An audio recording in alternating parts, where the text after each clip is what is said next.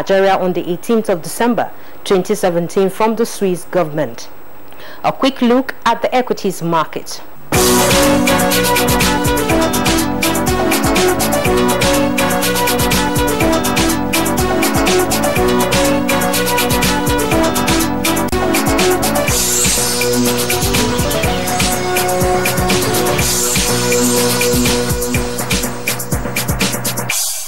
And the World Bank on Tuesday projected the Zambian economy to grow by 4.1% this year and 4.5% in 2019, lower than the previous forecast due to expected impact of poor rains. The World Bank had in an economic report released in December 2017 forecast that the economy of Africa's second largest copper producer will grow by 43% this year and 4.7% next year. In a related development, the global lender raised its 2018 economic growth for South Africa to 1.4% from previous forecast of 1.1% growth. The World Bank attributed the improved forecast to rising confidence, global growth outlook, and mild inflation. Meanwhile, the federal government is optimistic that the country's foreign reserve would grow to $50 billion by the end of 2018. Governor of Central Bank of Nigeria, Godwin Emefiele, at a forum in Uyo, Akwa Ibom State, assured that the reserve will continue to grow following the recent accretion recorded, adding that the economic recovery is supported by proactive monetary, trade, industrial, and fiscal policies. He said the FX reserves recovered by the margin of $23 billion in October 2016 to $47.37 billion as of April 5th this year, and projected to increase in GDP growth with a positive spillover to improve unemployment rate. That's it on business. I'm Comfort Amadu. Good Morning Nigeria continues. All right, thank you very much, Comfort, for the business package. Next for us, we'll go to the front pages of today's newspapers to check out the headlines.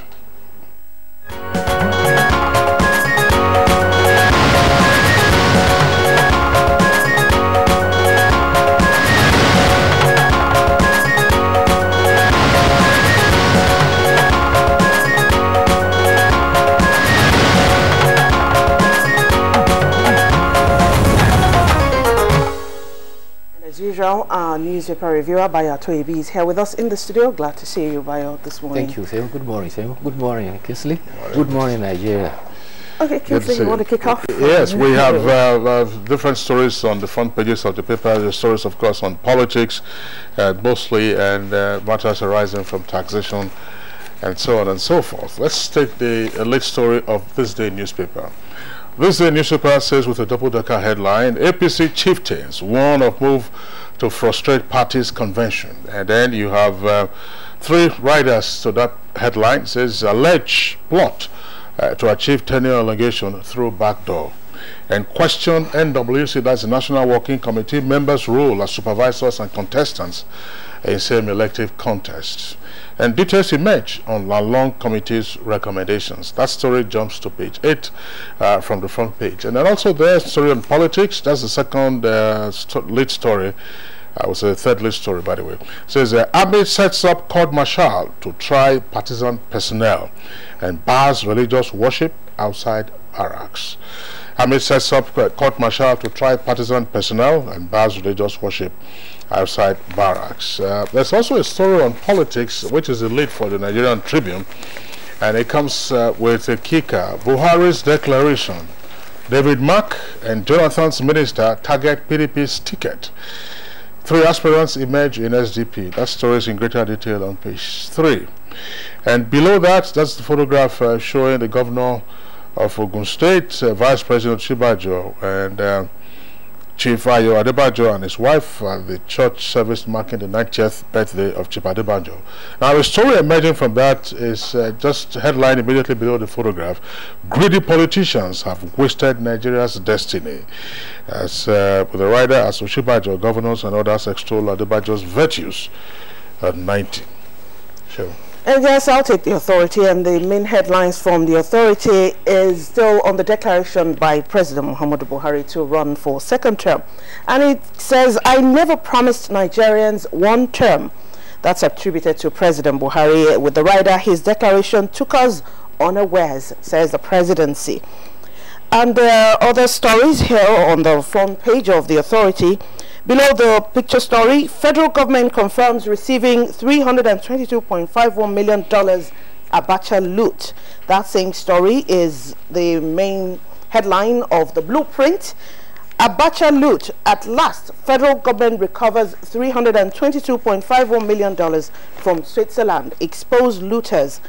Masari charges accountants. I think we should talk about that now, Bayo. Well, the Abacha loot, as it's so designated, has been on for a long time across several administrations, and the initiative now probably is now even more positive result. There have been reluctance about the release of the funds coming from Switzerland, and that has been pursued by the presidency vigorously, and apparently what you have there is the positive indication that that quantum of money, $322 million, is now been I'm sure somebody has, a person has to be patient rather to focus on the Abacha loot story. It's been on, as you said, across several administrations, and if you recall, a few years ago there were stories about the Abacha loot being relooted.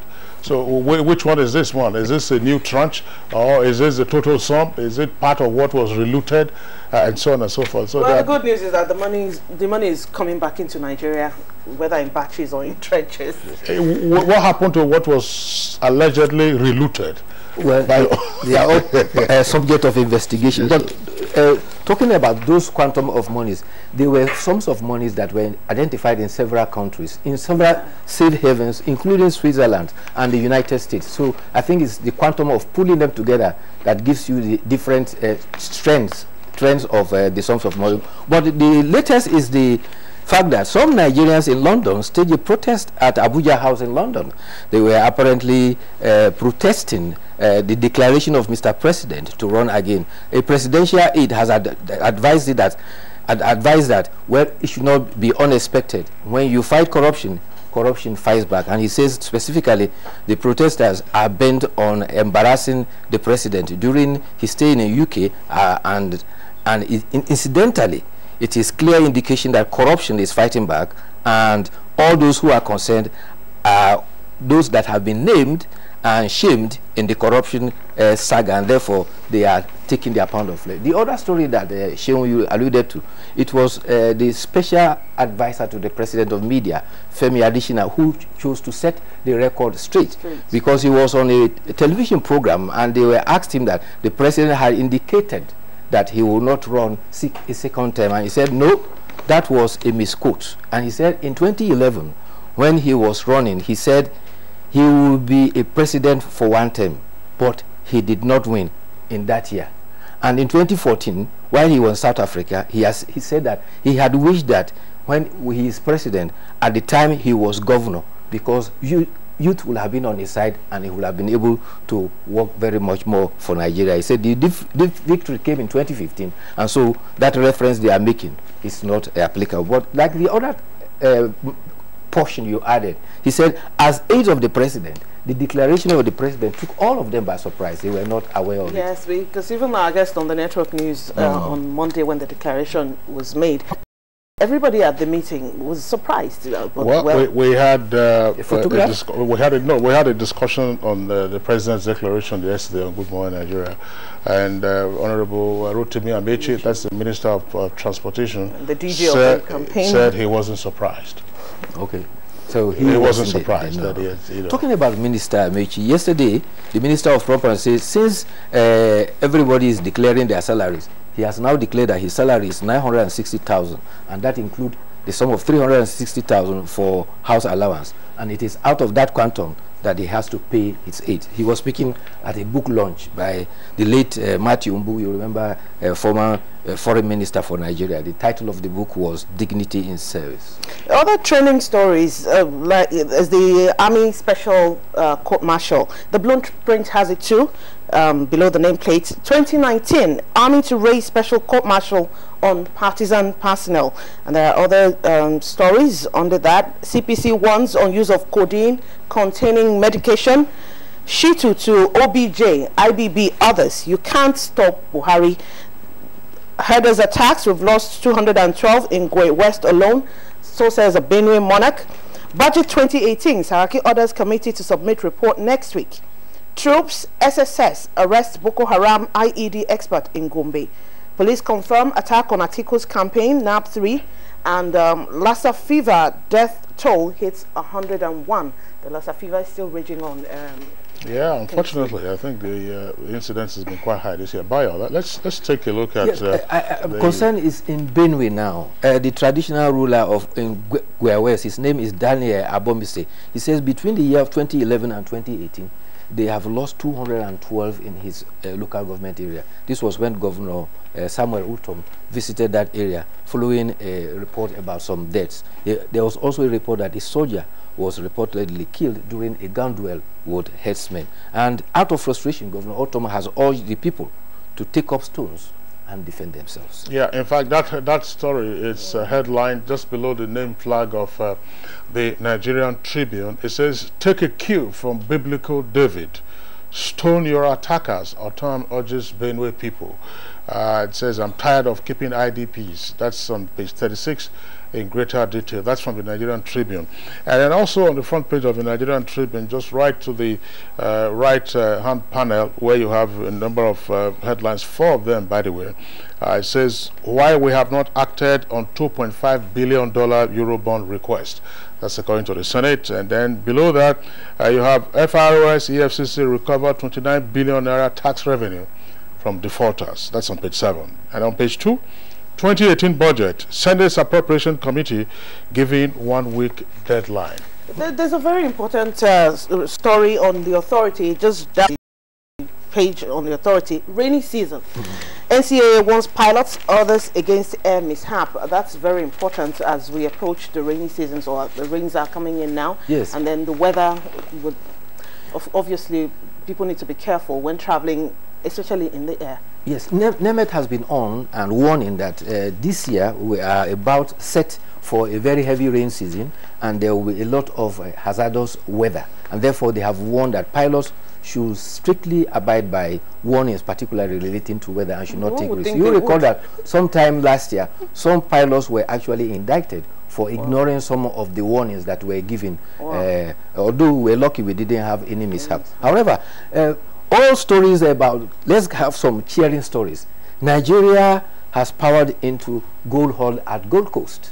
Oh, wow. That happened? In Australia, that's... Yes, in Australia, in the Paralympics section, Nigeria Esther Onyema not only won gold in the 125 kilogram, she also set a world record by lifting 131. We always seem to do well in the Paralympics. Yes.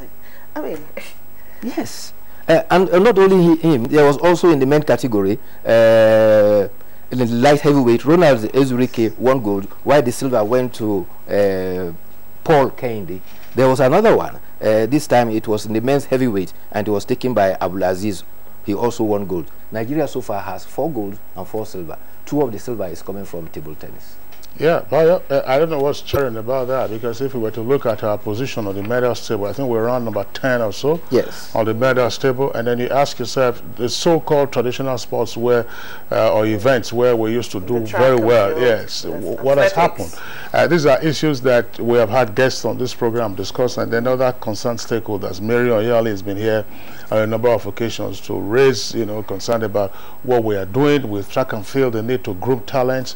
And you can imagine, the 100 meters dash for men was won by South Africa. Yes. Yeah, the 400 meters also by South Africa. 800 meters. So where are we? What I meant by the cheering news is that our Paralympics have always flown the Nigerian flag very high. Not only in the Commonwealth, even at the Olympics. They seem to excel over and above their able-bodied counterparts. That's right, Bayo. There's no doubt about it. If you also recall, at the beginning of this year, we did say, you also drew attention to that fact that this is a sporting year. The Commonwealth is already on, and then we are seeing our performance. By the end of the games, we will know where we stand. The World Cup is just around the corner, and you can see the various teams preparing for the World Cup, even though some clubs also suffer some terrible humiliation last time. Barcelona ruined beyond recognition. So football sometimes can be unpredictable. But before time runs out, there is this human interest story I want to share with you. A 36-year-old woman has set a world record. She has given birth to 14 children. At once? And all the 14 have different fathers, 14 fathers. Oh my so God. she's going into the Guinness Book of Records. She's Anita Sullivan from Michigan. 36-year-old? Well, it is the how that is crucial. It is the how. How did it happen? That's the point. And 36, yes, 14 maybe, children? Yeah, maybe use something. Maybe use That is information why from the bank. It's of interest. Yes, that's right. Wow. But there's another story. It's right there on the front page of this day newspaper. We've always referred to it jocularly. This is right there at the foot of the front page, above the strip advert of this day newspaper. Ayade weeps as he signs 1.3 trillion naira budget into law. That story Is that the kinetic? yes, that's right. The story is on page 9 of this day newspaper. And he said the story is as follows: that Ayade, who was overtaken, that's the governor of Cross River, who was overtaken by emotion after signing the budget, shed tears and asked for God's intervention towards the successful implementation of the budget. And then, of course, the report also indicates that after he signed the copy of the budget, he handed it over to a clergyman to lead everyone in prayers and supplication for God's intervention for the successful implementation of the budget, christened the budget of kinetic crystallization. And to that prayer, we all say amen. Amen. Amen. We hope there will be no kinetic tears at the end of the year. Prior to let's take a look now at the editorial. This is from the Punch newspaper, and it's on page 18. Let riggers go to jail.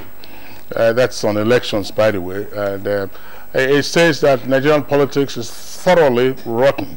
And it goes ahead to indicate that although INEC wants politicians to stop compromising the system with violence and bribery, a major task lies with the security agencies. Because rigging usually brings the wrong people into power, really.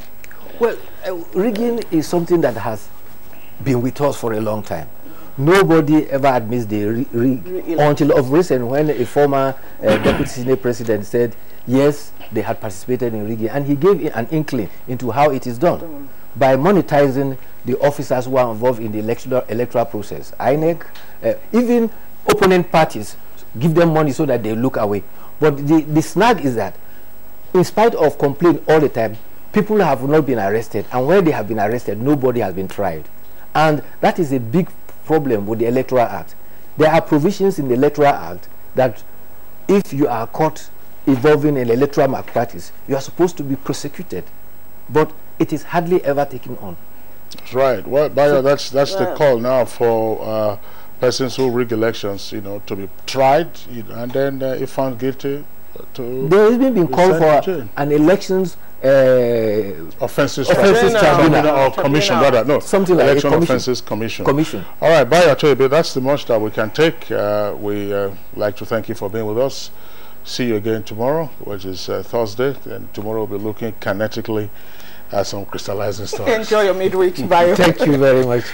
All right, so it's still Good Morning Nigeria. We'll take a short break now. When we return, we'll be dealing with ICT and the general elections for 2019. Cadbury Hot Chocolate 3-in-1, a delicious combination of rich cocoa and wholesome goodness of milk. Just add hot water to get an instant chocolate treat that delights your senses.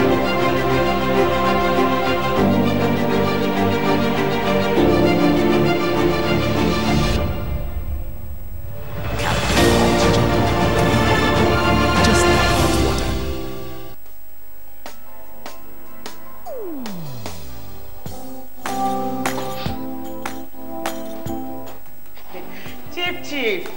Good morning, sir. You are here already? No. Now my spirit day. My body day for house. What kind of question is that? Were you not the one that fixed this meeting for 8 a.m.? You are now coming by 10 a.m. and start asking me a question. But Chief, now, I'm sorry. Don't you also go late for meetings sometimes? You know now, African time. No more African time. And no more pancaking of face during office hours. At the end of the day, we will lose valuable time. We will not make progress. If we want to move this nation forward, we must treat business as business and respect time. Change begins with me. Thank you, sir. I am sorry. Can we go for the meeting now, Chief? Better. This message is brought to you by the National Orientation Agency in conjunction with the Federal Ministry of Information and Culture. Don't we just love our jolly, easygoing keke riders? But alas, many of them are also worse than a bone in the throat. I go beat you, give you a gogoro drink. Troublesome and completely disobedient of traffic laws and other road users. Which keke message obey traffic laws on this time? Responsible for this. Did you drink this morning before coming out? These small shots. Yes. Your rib-cracking comedy takes a look at a day in a typical keke rider's life in this episode titled Anthony Keke. Keke riders, for crying out loud, always check yourself before you wreck yourself. Keep a date with us as this episode premieres season 6 and laugh like never before. It's your 1-5 for woman. Woman will not even like you. It remains why we shall give her 500 naira now. The woman will just agree me. Over and out. Brought to you by Glow. The largest data network, Glow Unlimited. And time now to take our discussions, but before then, let's take this report that as the nation continues to develop, coupled with technological advancement, Nigeria is trying to key into these developments in various fields of human life, including electoral processes. Aisha Ubali puts together this report as a background for our discussion this morning. We stop importing coal and other grains. Nigeria will have plenty of money to invest into developing industries, especially manufacturing, textiles and so on, and develop iron and steel and complement the infrastructure development. So really, the opportunities are virtually limitless, and we are very, very aware of this, and we are prepared to exploit it to the fullest.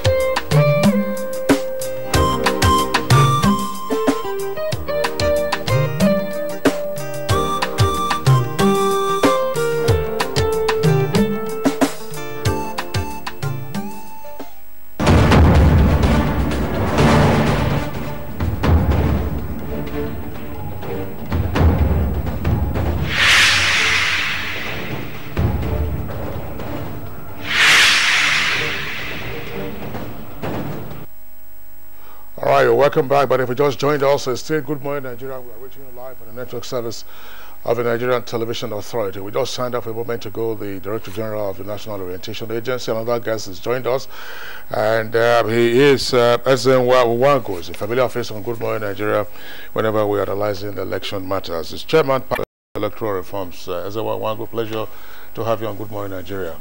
All right, just before we have you fire your first salvo, let's yield to our viewers who have sent in their tweets, as Shehu indicated a moment ago. Festus Akimboyewa has this. Since there's a general perception that integrity of our elections needs to be improved, government should invest in electronic voting machines. Using technology will not only improve the integrity of our elections, it could also reduce costs and boost voter turnout. And Victor Ohiosuma says the use of ICT in elections will go a long way to ensure freer and fairer elections. It will greatly reduce electoral malpractices to the barest minimum.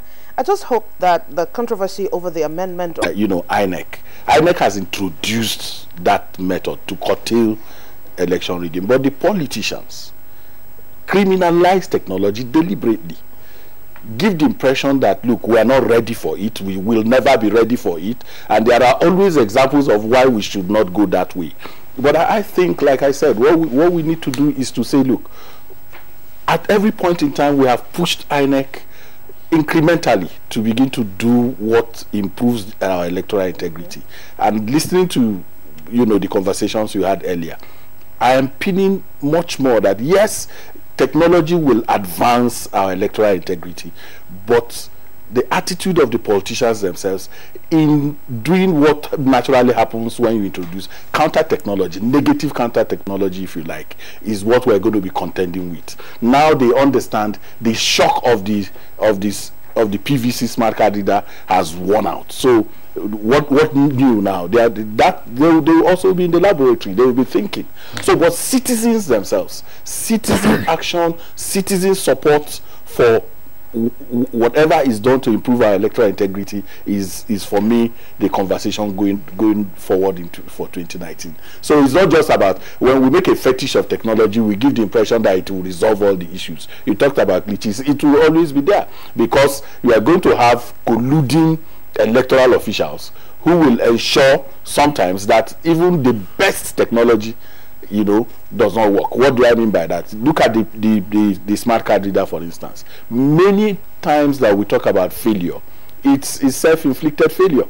You find that either people take away the battery, or create a situation in which it is not charged deliberately, and then create an emergency.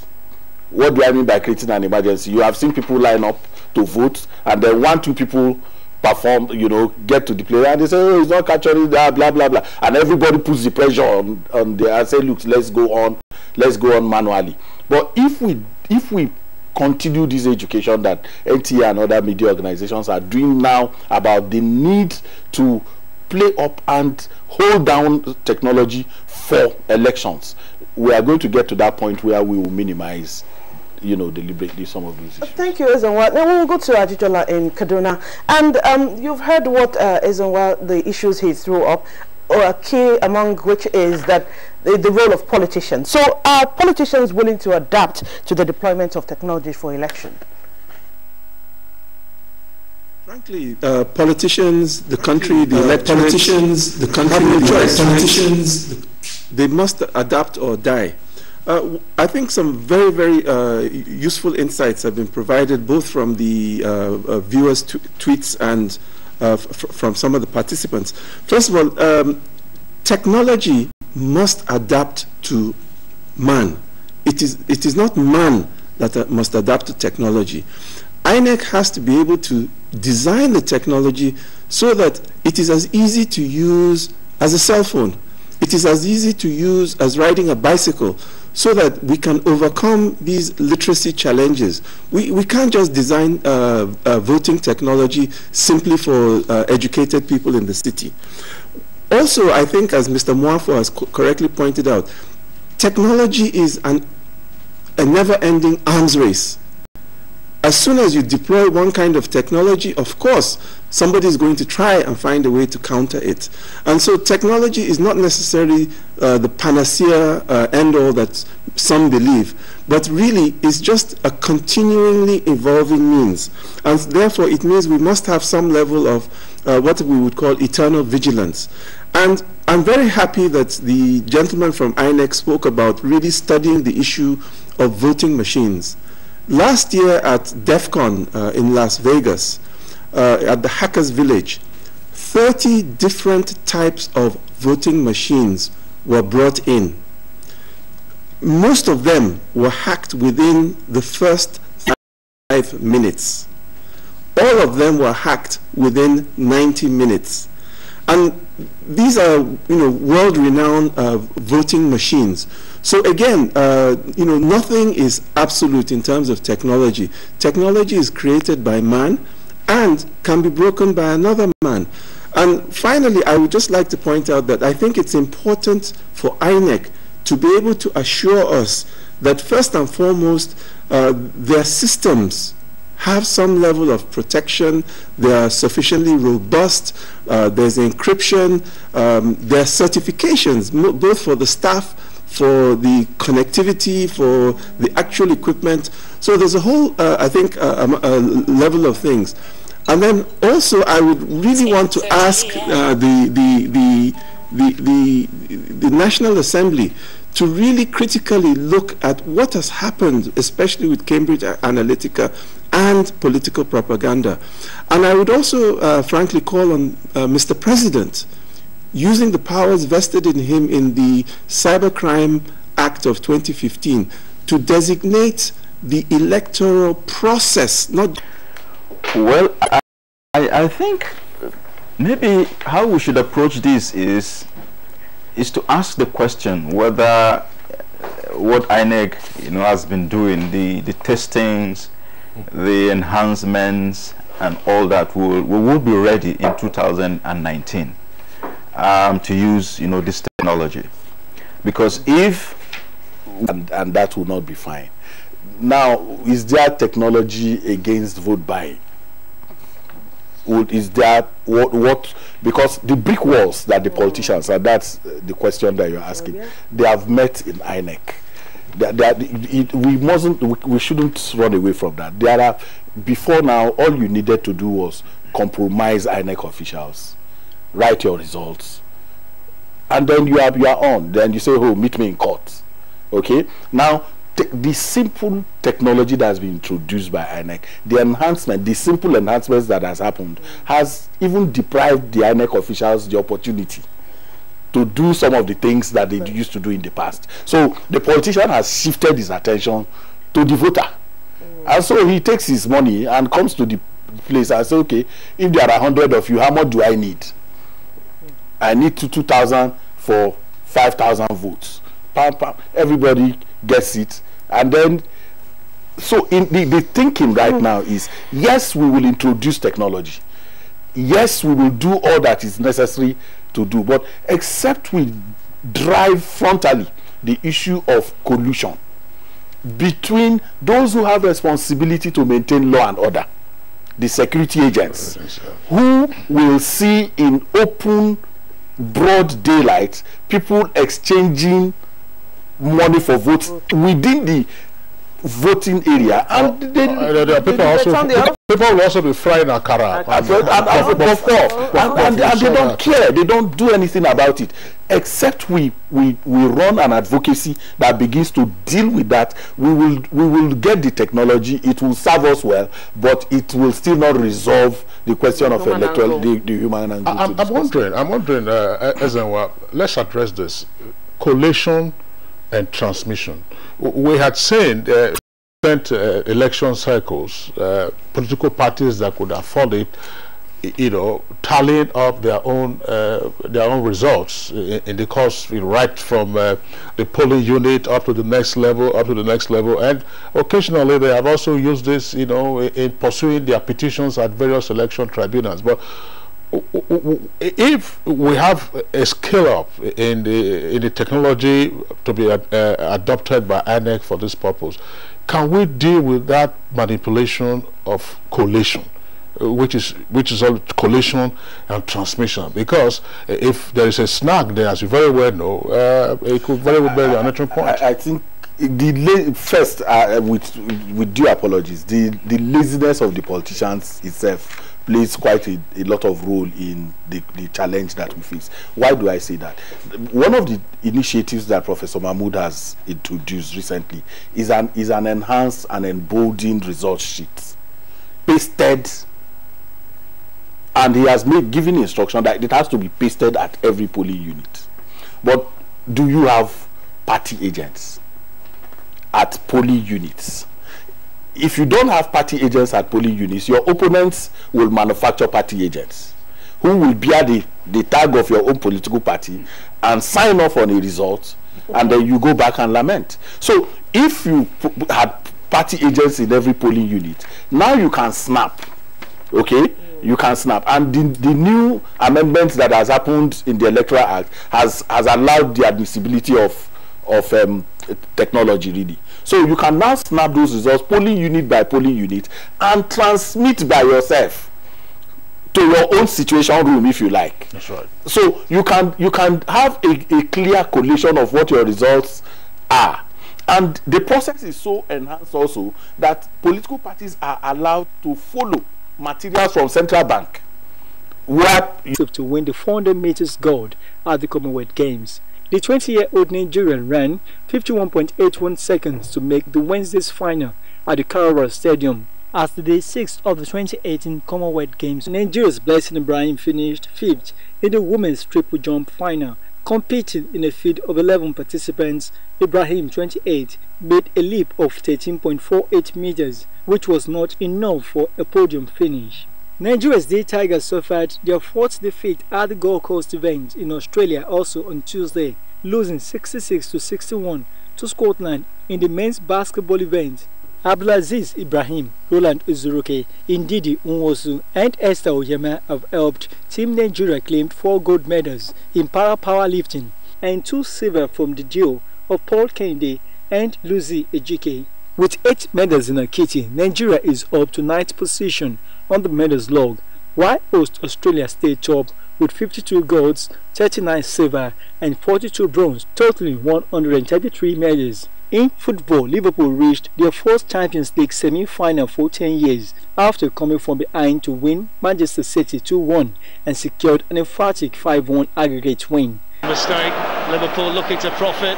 In they go, and it's in, and that's surely the goal now. On the same night, Roman put up a sensational second leg comeback to beat Barcelona 3-0 and also reach the semi-finals on away goals. Time now for entertainment news. Nigerians the world over are stopping at nothing and breaking bounds, as well as crafting their names in the sands of time. Ruti Olajubagbe is one of such Nigerians as she emerged winner of the 2018 The Voice UK. Ngufan Shaji tells us more on arts and entertainment news. You'll be fine. Yeah.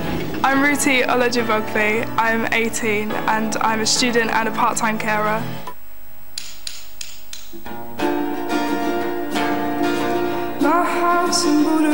The 18-year-old Nigerian Ruti was crowned winner 2018 edition of The Voice UK, beating runner-up Daniel Magana.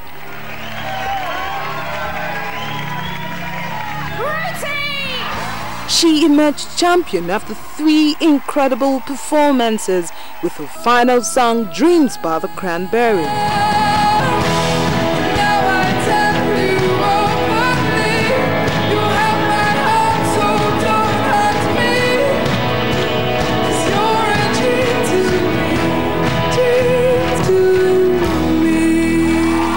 Released as her debut single.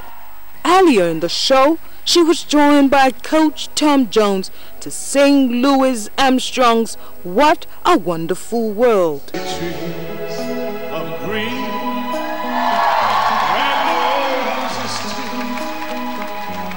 I see them bloom for me and you, and I think to myself, what a wonderful world.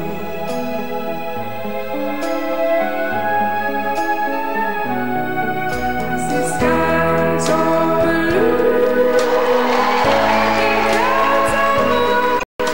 This was followed by her version of Daniel Bedingfield's If You're Not the One.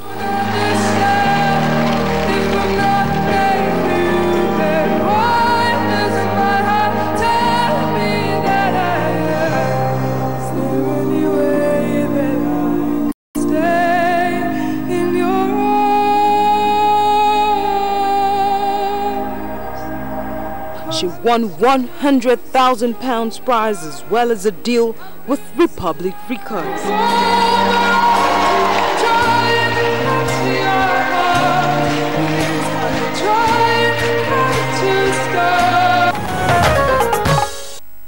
All right, what a wonderful world indeed. Let's go over now to the Weather Center to check out the weather prospects for the rest of today. Welcome to Weather Focus. With steady influx of moisture into the country, cloudy to partly cloudy conditions are anticipated over part of northwest, the central states down to the coastal region in the morning, with prospects of thunderstorm activities over the southeast coast of Calabar, Ekiti, Port Harcourt and Yenagoa. Moving into the afternoon evening hours, from central down to the coastal region will be in localized thunderstorms, while the northeastern flank will be sunny and hazy throughout the focus period. I am Suleiman Gurin. Up next is temperature details.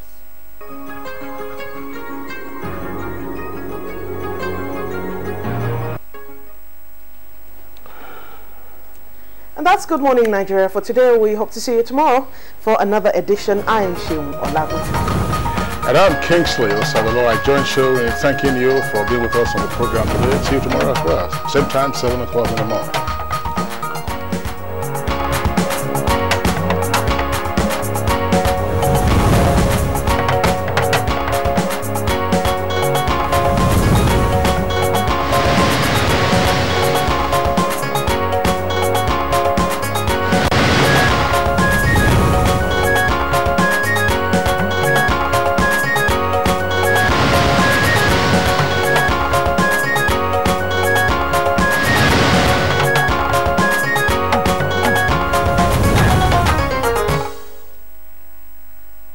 an entrepreneur? You have an existing business or a great business idea? Then, Africa's Young Entrepreneurs Empowerment Nigeria is a program for you, where thousands of business owners and entrepreneurs will be empowered with business funding, mentorship, specialized skills training, and equipment. To register for the IEN program, visit www.ayen.ng. Fill in your personal details and business details. Check your mail regularly for your screening date and location. Follow us on all social media platforms for updates. For more information, visit www.ayeonline.org or call 0700 044 4444. IEN 2018, showcasing and empowering Nigerian entrepreneurs.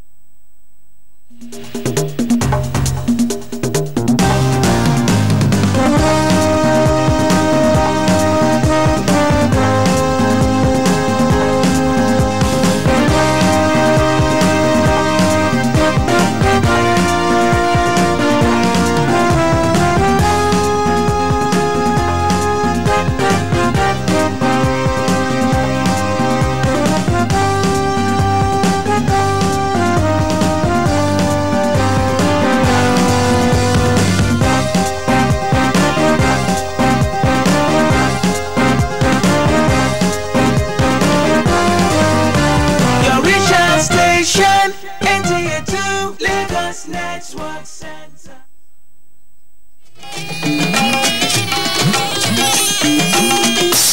This is the network service of the NTA.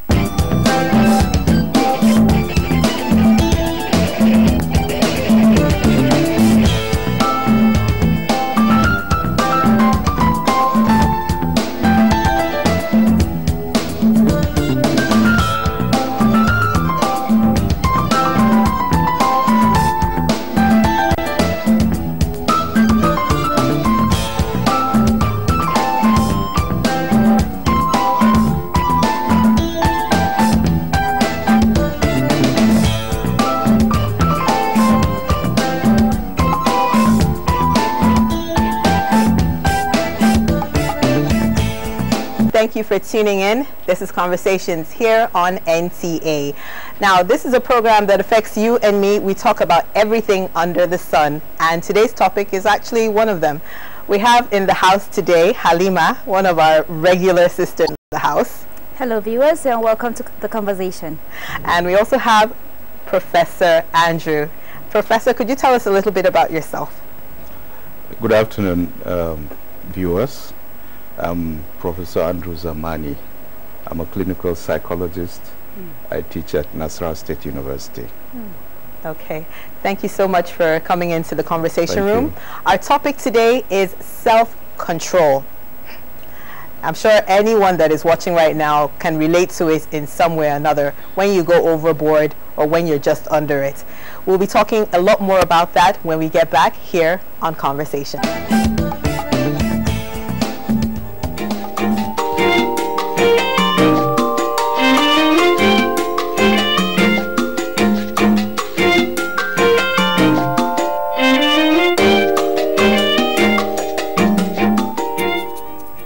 Yes, it does. It applies to Nigeria, not only Nigeria, it's all over the world. You notice people, maybe a woman must have quarreled with her husband at home, and she tends to transfer the aggression probably when she's in a cab, and you see her talking to the driver anyhow and all that. Again, when people are driving on the road, you see them breaking the traffic rules, they don't obey it, just misbehaving and all that. So, and again, outside that, there are issues that otherwise will not make one to get angry, but you see some people flaring, getting angry just because of a little thing, little issue, little problems, and it's really common here in Nigeria. It's very common here in Nigeria. So I believe that most Nigeria have a little madness. Yes. Look at the condition of this country today. Look at the pain we pass through, you know, the kind of frustration, you know, we are really penetrated. So it's like, look at people around the street. Like in Use Market here, you can find people running on the streets, mad.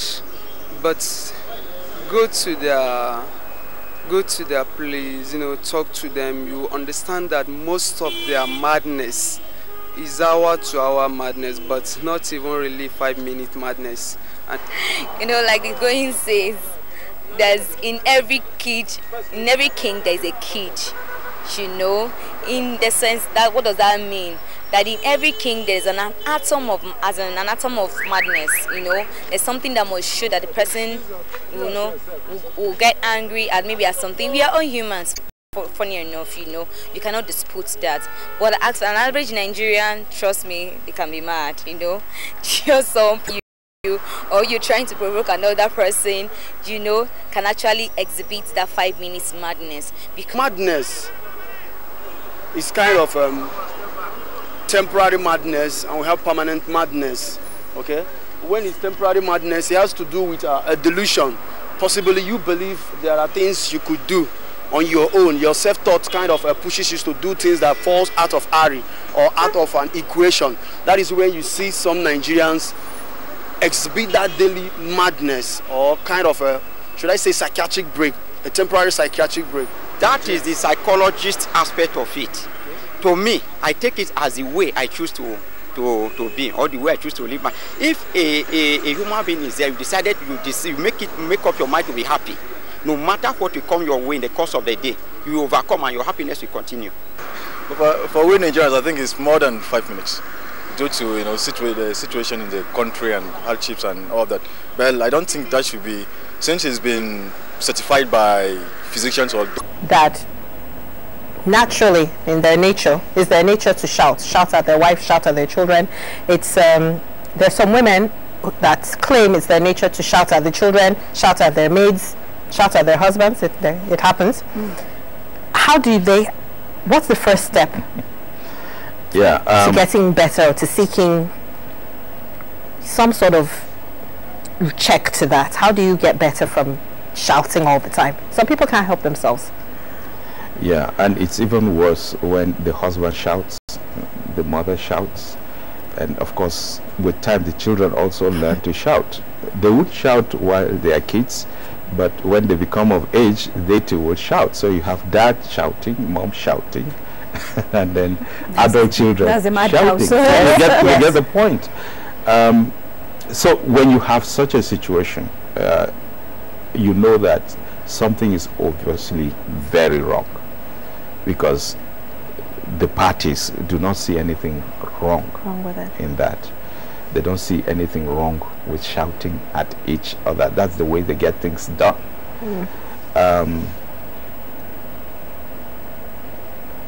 That does not, however, exonerate their behaviors. They need help. If you're a neighbor, point that out. And the way to do is just, call attention to a scene that you observed. Okay. I observed that you were shouting at your husband and your husband was shouting at you. How do you feel about it? And probably they will tell you that it's been distressing to behave in that manner. Then you propose that they should seek help. It's possible that they would ask you, okay, where do I seek help? It's also possible they'll tell you to mind your business. You get the point? Yeah, if they tell you to mind your business, that's okay. All right? Don't take offense that they told you, but you've done your job. You've done your bit. You've performed your civil obligation towards a brother, towards a sister, towards a neighbor. And so, but you've planted a seed anyway. You planted a seed that would germinate one day, in the sense that the neighbor who took offense at your intervention would one day come to say, hey, look, that thing that you told me that day, you know, has not left me. I need you to, you know, to guide me. Now, there's nothing wrong in you saying, I don't know where exactly you need to go, but you can seek out a counselor. And you find counselors, you know, in our religious organizations, pastors, imams, and so on. Excellent counselors. But there are also professional counselors. You know, they can seek out information about counselors, you know, on the net, you know, and, you know, the net would give them information about somebody who is within their environment. Yeah, I mean, but if they don't have access, you know, the hospital is a safe place. You can talk about everything and anything under the sun in the hospital. You just go to the hospital and, you know, ask to see a doctor, and naturally you will start from the general outpatient, and general outpatient doctors are professionals. They are family doctors, practitioners. That's what we call them. They do family medicine. Yeah, so you can discuss every and anything within that context. They would now know where to place you and how to direct you, either within the organization or outside. You know, so most of the help that people really need can first be accessed through the hospital, you know, even though it may not be medical. Now I want to tell you about, you know, a few other issues. There's what we call obsessive compulsive disorder. Yes. You know, it's medical and has to be treated. People who are so very parsimonious, who are too rigid, who are over clean, who are stereotypic, you know, in their behaviors, to the extent that, you know, they insist that certain things must be done their way, all right, or it must be done in a particular way. You know, this is a glass of juice. You know, if I were an OCD, I would know that Halima has touched this bottle or this glass of juice, and that as a result of her touching it, it shifted from its original position. And you'd see me trying to, you know, keep it back in the position that I thought I kept it, because Halima touched it. All right? There are people who keep checking on their doors many times before they finally leave home. And probably when they are at home, when they're at work, they are worried. You know, that the door may not be locked. Yes. You get the point? Yes. There are people who would want to smell, you know, a food item before they eat it. I know lots of people that do that, actually. You get the point? Yeah. There are people who are just hand washers. Germaphobes. Scared of. You get the point? Yes. They're just professional hand washers. Whatever they touch, they go to the bathroom to wash it. So, but you know, there are people. These things, you know, exist in people at different levels. But when it gets to the point that it is very disruptive of normal life routine, then you know that you have missed it, that you need to do something about it. It's good to be firm. It's good to have standards. Nobody is saying you shouldn't have, but your insisting on standards should not be a disturbance to somebody else. It shouldn't deny people of their rights. It shouldn't make people unhappy. So long as the standards you are trying to maintain are in the books and can be they can be adjudicated, that's okay. We have people who have self-control issues with substances, alcohol, cigarettes, tutoring, and so on and so forth. Sex? Yeah, sex is an addiction. Gambling, all these things, you know, are there. So you ask yourself, why is it so? Why is it so? For instance, addiction to sex may just be a way of, you know, affirming one's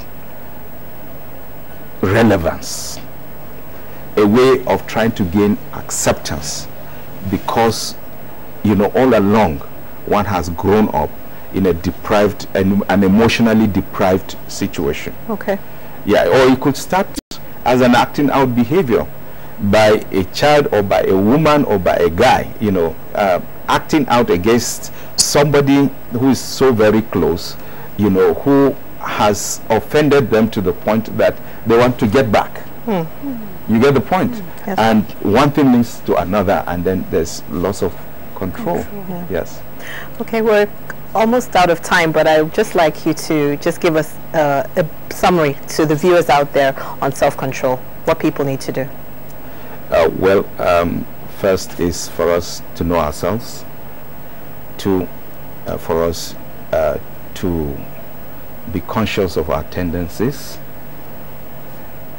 Three, for us to be open to comments by people and to accept criticism, you know, with grace. No matter how painful some criticisms might be, our attitude studies that it is necessary for the nation. We have made it very, very clear that it's absolutely illegal for anybody to carry certain arms, whether the state says so or not. We have a presidential mandate to study, to undertake a study on how to strengthen the internal security framework and community policing in Nigeria, to look at the models, the policy options, and the strategies. The Interior Minister reiterated the commitment of government to address internal security challenges. In Abuja, Morijana Chu, Adam Said, NTA News. Meanwhile, developing a grassroots security policy is increasingly becoming a panacea to most emerging internal security threats. This came to the fore while participants of Executive Course 40 of the National Institute of Policy and Strategic Studies visited the force headquarters on a study tour. Olajide Bello reports.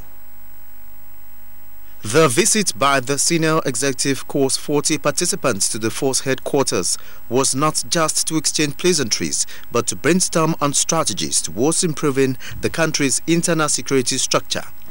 With dynamism in contemporary security challenges, repositioning security apparatus in line with international best practices becomes imperative. The IGP that virtually in every state around the country, there are challenging circumstances that require the attention of the police. Certainly at the moment the police is overstretched, and that is why we find the military being deployed in nearly 32 states of the Federation. Now, this is dragging for a long period. It's supposed to be a quick intervention, withdraw, and then restore police authority in these states. Is protection of this country from external aggression. But this is because the Nigerian police has some challenges.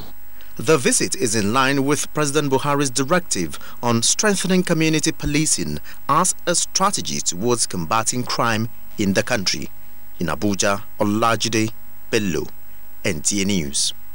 Still on security matters, the Air Task Force of Operation Lafia Dole, in a combined operation with the Nigerian Air Force, has launched a successful coordinated airstrike on Boko Haram terrorist locations at Arege and Tumbumrago in Borno State. This was convened in a statement by the Director, Public Relations and Information, Nigerian Air Force, Air Vice Marshal Olatokunbo Adesanya. The statement indicates that successful attacks were sequel to an intelligence, surveillance and reconnaissance mission conducted by NAF aircraft revealing Boko Haram terrorist activities at both local Borno State. Consequently, the Nigerian Air Force Alpha Jet and F-7N1 aircrafts conducted air interdiction strikes, while the ISR aircraft from Niger provided necessary support and also conducted battle damage assessment. And the Nigerian Army is setting up a special standing court-martial to try personnel found to have received inducement or gratification from politicians. The Chief of Staff Lieutenant General Tukur Buratai read the Riot Act at the first quarter Army conference in Abuja. Defense correspondent Ismail Musa has details of that story. Our troops have remained resilient. This is the theater commander, Operation Lafia Dole, Major General Nicholas Roger, reviewing operation in the ongoing counter-insurgency operations in the north of Nigeria. Roger has joined other commandants, unit heads and heads of forces for the periodic crucial meeting where armies pass crucial operations, policies, administrative activities are appraised and projections made. With the increase in army's involvement in internal security operations across the country, the Army Chief, Lieutenant General Tukur Buratai, is insisting on strict adherence to professional conduct. Any officer or soldier who wishes to be sympathetic to a political, religious or ethnic group should voluntarily retire from the Nigerian Army. To consolidate on the gains in most of its operations, the Army is advocating proper funding of training, research and development to promote and attain the desired transformation and innovation-driven force. Ismail Musa, NTA News. Corps Marshal Federal Road Safety Corps Boboye Oyeyemi says gathering intelligence, preparing database on critical safety and security issues, as well as sharing same with the national security community is key to strengthening internal security in Nigeria. The Corps Marshal said this in a presentation at a meeting with participants of the 2018 Senior Executive Course of the National Institute of Policy and Strategic Studies (NIPS), led by Professor Celestine Oyombasi at the FRSC National Headquarters in Abuja. Comfort Amado has the details. In a paper titled Strengthening Internal Security Framework and Community Policing in Nigeria, Models, Policy, Options and Strategies, the Marshal Boboye Oyeyemi expressed dismay over the incidences of insecurity in several parts of the country and the need for a strong synergy among all security agencies. FRSC organizational framework, he explained, has been able to utilize both human and operational facilities to improve on the nation's security, as the Corps recovered over 166 vehicles at registration points across the country through its National Vehicle Identification Scheme platform in the last 5 years. Under the call, the Federal Road Safety Corps, as one of the security agencies, is licensed to prevent Council of Policy. Painted and portrayed various stimulating ideas they had up on their minds, and these images exhibited by them are important to all art enthusiasts because they depict glorious impressions of everyone's experiences. So guess what? Our national development will be rapid if creative people are encouraged in our society to develop the creative sector in our country. I hope to see you again next time on Visual Impressions. Thank you for watching. I am Omar Mohammed, and it's bye-bye.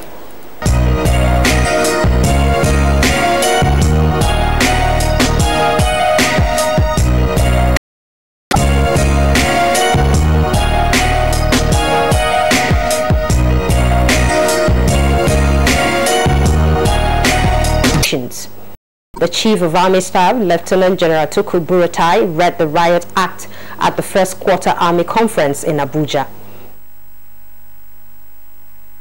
Any officer or soldier who wishes to be sympathetic to a political, religious or ethnic group should voluntarily retire from the Nigerian Army.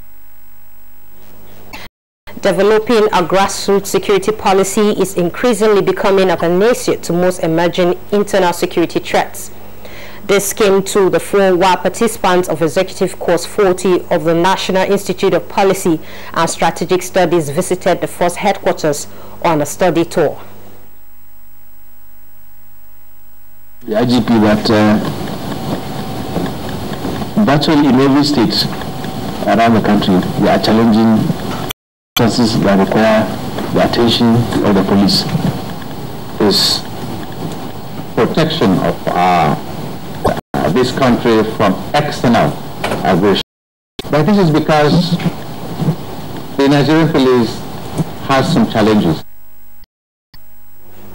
And Nigeria is about to release her dream of achieving energy security, economic growth and employment for teeming youth with the commencement of a single biggest gas pipeline project in country and Africa. The project tagged Ajakuta Kaduna Kano Gas Project, which is expected to be completed in... An actor is a whole lot packaged into one. And recently he has created a brand for himself, and it's Jimmy Bende. This is really funny, guys. If you've not seen it, you should check it out. And do not miss any part of this interview. How are you doing? I'm fine. How are you? Fine. I laughed. watching. And you know, it's different to see someone in person and then see the character, and they're two different people. Oh, thank you. How are you doing? I'm good. I'm good. And you've started this for like 17 years. Yes, I have. Wow. Just at the turn of the millennium, yeah, 99, 2000. So we had our first feature. Wow. How has the journey been for you so far? Ooh, it's been fun. It's been hectic. It's been crazy. But as usual, God has been our saving grace, our support, and you know. So you act, you direct, you produce, you edit, but you don't do all of this in a project, do you? Most times I do, especially if it's a small project like a music video or a short film. I'll find myself doing almost everything basically. Maybe aside from the acting, because then I'll be fully behind the camera, running everything else, directing, DOP. I'll do the post work and sound mix and all that. But on major features or TV series kind of thing, I just have a lot of collaborators. So I'll find myself a nice DOP, cameraman, production designers, and other people to help out with the stuff.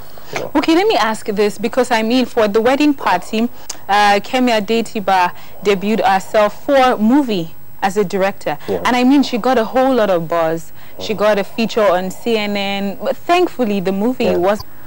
And then yet they bring out something great. So in your 17 years of experience, what are the things that you would say that has really not been that easy, but then as a movie maker, because you guys are super passionate, you still keep, you know, putting yourself out there? Okay. First off, I'll quickly say, well, na God. Okay. I don't know how anyone will survive in this industry without some spirit. I'm no longer like this. I'm now like this. So, aptly titled The Jimmy Bendel Show. So great. I don't want to oversell it myself, but yeah, if you have a chance to see it, please do. Yeah. Fingers crossed. Fingers crossed. Thank you so very much for being on the show. It was great having you. Thanks for having me. Yeah, it was incredible Thank you to very talk much. to you. Yeah. Do not go anywhere. More to come on Nigerian Movies Today. It is all about excitement, bringing to the fore all you need to know about Nollywood, featuring Movie of the Week, exclusive interviews, interesting movies to watch, stars in diaspora, moments and events, and a whole lot more. Nigerian Movies Today, your passport to connecting to the glitz and blitz of Nigerian movie industry. Great appreciation for the effort of these magicians, as we prefer to call them on this show.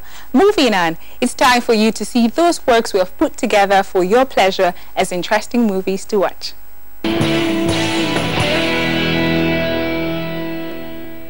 Interesting movies to watch are OAP. Tonight on Selfie News, the highest man on radio. No, but it's great for the voice. I hear you. What I really want to know is, where's your guest, man? Where's your guest? You signing out to what?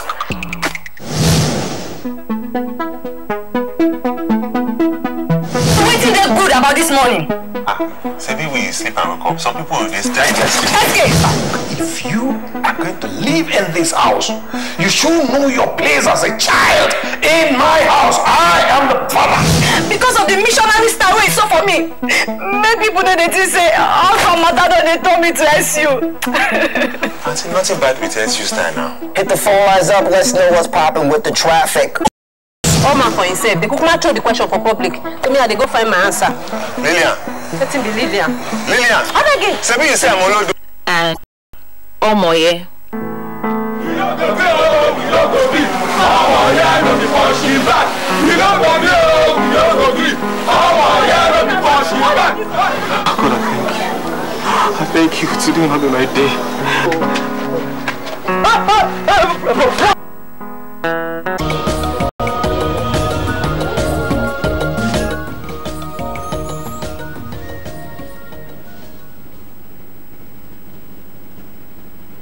A very warm welcome to our program from the National Assembly. My name is Dennis Adegunloye. Plenary resumed on the 10th of April on a solemn note with the traditional minute silence and adjourning of plenary in honor of late Senator who represented Katsina North, Mustapha Bukar. The legislators also took time out to pay tribute to late former Deputy Leader of the House of Representatives, Buba Jibrin. Today marks the official valedictory session in honor of late Senator Mustapha Bukar. So without much ado, the tribute sessions has commenced. So without much ado, let us join them right now for the session. Mr. President, I think this Senate, we have already lost 3 dear colleagues. As the Deputy Senate Leader said, what lessons do we learn? It shows to us that this life is not permanent. We are here to do our actions to depart. So we should do our very best to work for the unity, stability, and the progress of Nigeria. Indeed, Allah says that He created us in nations and tribes, not hate ourselves, but only for one purpose, is to know ourselves. Therefore, in Allah's sight, the best person is that person who fears Him most, who works better, best for his humanity. Distinguished colleagues, as I have said, this is our chance. We are here in this chamber. We are leading. وارحمنا وارحمنا وارحمنا أنت مولانا فانصرنا على القوم الكافرين سبحان ربك رب العزة عما يصفون وسلام على المرسلين والحمد لله رب العالمين. Senator Yaya. Thank you, Mr. President. I am Yahya Abdullahi representing Kebbi North. Mr. President, distinguished colleagues, for me, and he nurtured it to be one of the best privately owned primary schools in Abuja and in this country. That I can testify, and a lot of people whose children go to that school can also testify. His record of concern, his humility, he is one person that is very close to Mr. President. But to my knowledge, Senator Mustapha Bukar has never abused that relationship, and he has never abused that closeness with Mr. President. Mr. President, sir, in Mustapha Bukar, we have lost an astute person and an astute gentleman and a public servant. All we can say now at the moment, if we don't want to break down, is to ally with the prayers that were said by Senator Kurfi and all the whom I never met before this Senate, but when we came here, we became friends, and the friendship was not quite tight until he married the chairman of the Senate Committee on Capital Market. And we developed a good rapport, worked together as if we were born in one family and grew up as one. Now, the last time I cooperated with him was last Thursday, March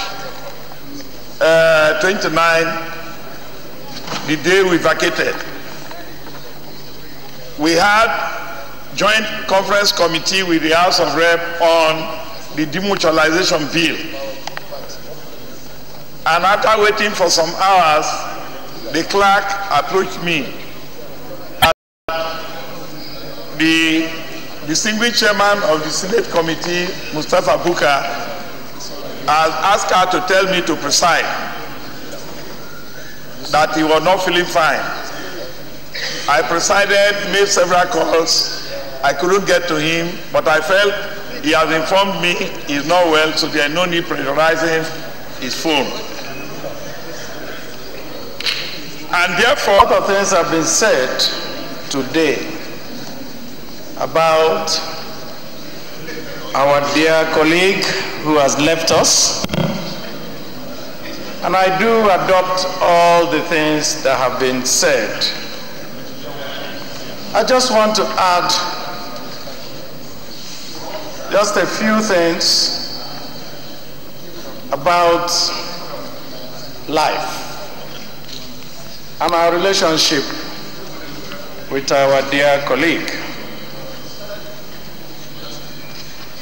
Bukar, as I call him, was vice chairman of the Senate Committee on Power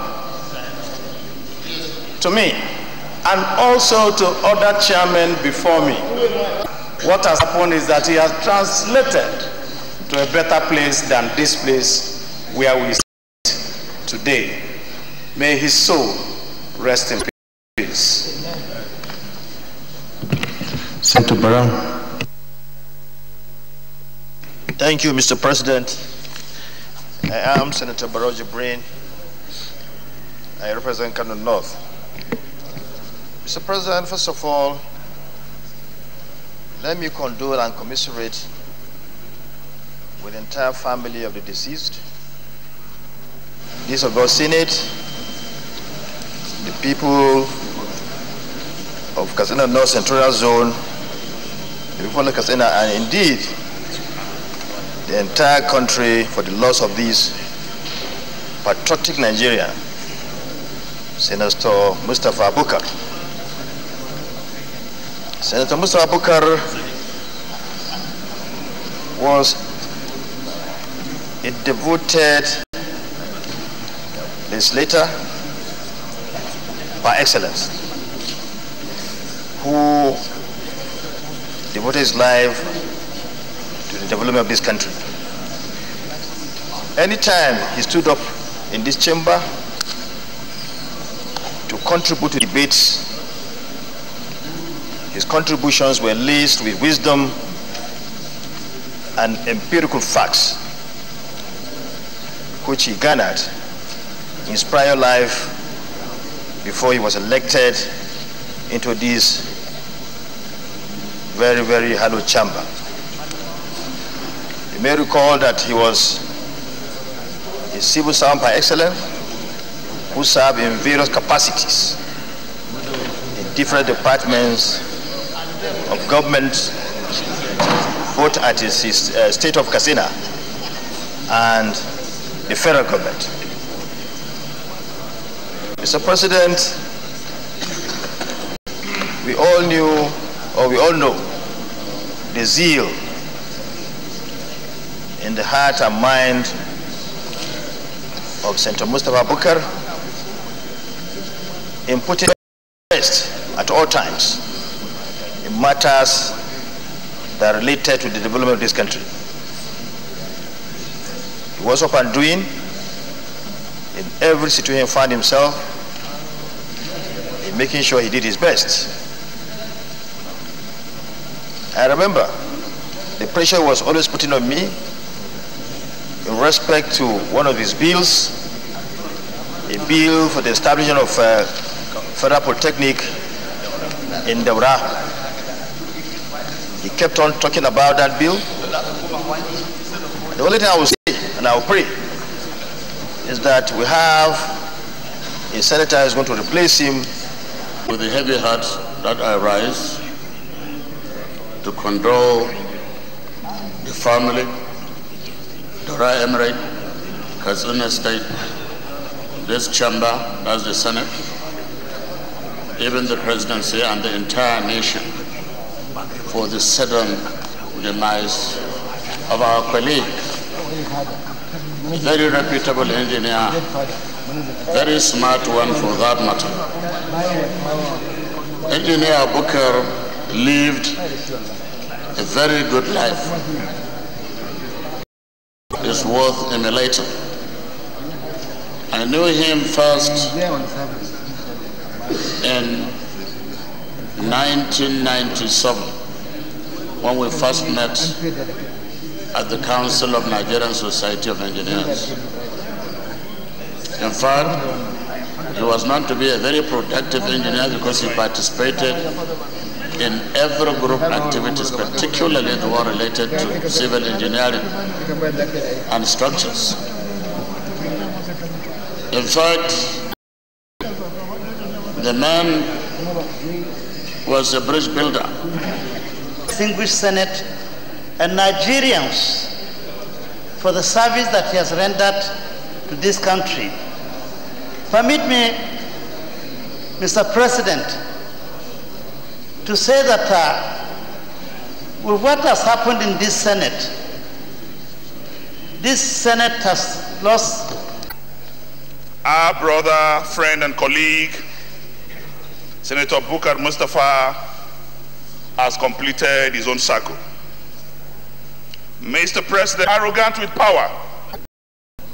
Lessons to those who believe they have power and capacity to determine another man's future. We will also know that definitely Senator Bukar had his dreams about 2019 and beyond. But God decided to do what he has done. So the lessons there for us in this chamber and those outside this chamber is to know that power and life is transient. Those who have boasted stopping you from winning your primaries, those who have boasted saying we will make sure you don't make it in 2019, should know that all authority and power belongs only to God Almighty. We need to draw these lessons. I presented this chamber at the funeral. About 12 senators, about 12 of us. We are in his house with his family, and that gives us some food for thought, sir. This is a person that was our colleague for 3 years in this chamber, and we look and saw him lying down while we pray for him. Somebody, one of his close family, told me before his death, sir, that he wanted to dig some wells, about 100 wells, boreholes. He didn't call the politicians. He called the Council of Ulamas and said he wanted to do it as Sadaqat Jariyah. The explanation of that is that he is doing it for the sake of Allah. Mr. President, all what I wanted to say has been said by my colleagues. I don't have to repeat myself, but I wanted to personally condole the President of this country, President Muhammad Buhari, because he lost a friend and a personal advisor. Governor of Katsina State, and the people of his constituency, and his immediate family. On behalf of myself, my family, my constituency, the government of Jigawa State, we are sending our condolences to the families and these people that are listed. May his soul rest in peace. There is a saying that every life has to taste the bitter pills of death. So, Mr. President, I wish Senator Bukar a resting place in our Jannah Firdaus. Thank you, sir. Senator John Eno. Mr. President, my name is John Owan Eno, Cross River Central. Mr. President, it was quite paining, the news of the demise of Senator Mustapha Bukar. That was one death too many in the 8th Senate, in the 8th National Assembly. And our prayers at this point is that remains the last death throughout the lifespan of the 8th Senate and the 8th National Assembly. I served as a member of his committee, and I remember that after being away for quite some time, he suddenly showed up again in the chambers of the Senate. And about a week before his death, he presided over a meeting of the committee in which I was in attendance. And as usual with him, he showed quite some strength, even at that meeting. It's unfortunate that he's no more.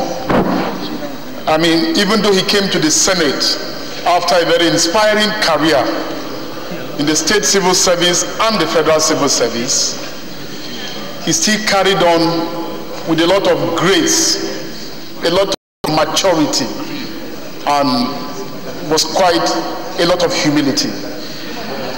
He had quite a commanding and intimidating presence because of his height, but he didn't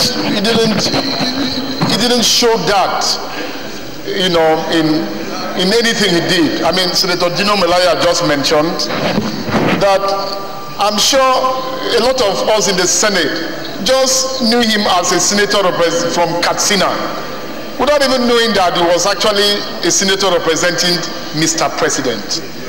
I mean, it just shows a lot about the quality of Senator Bukar. He didn't flout that around.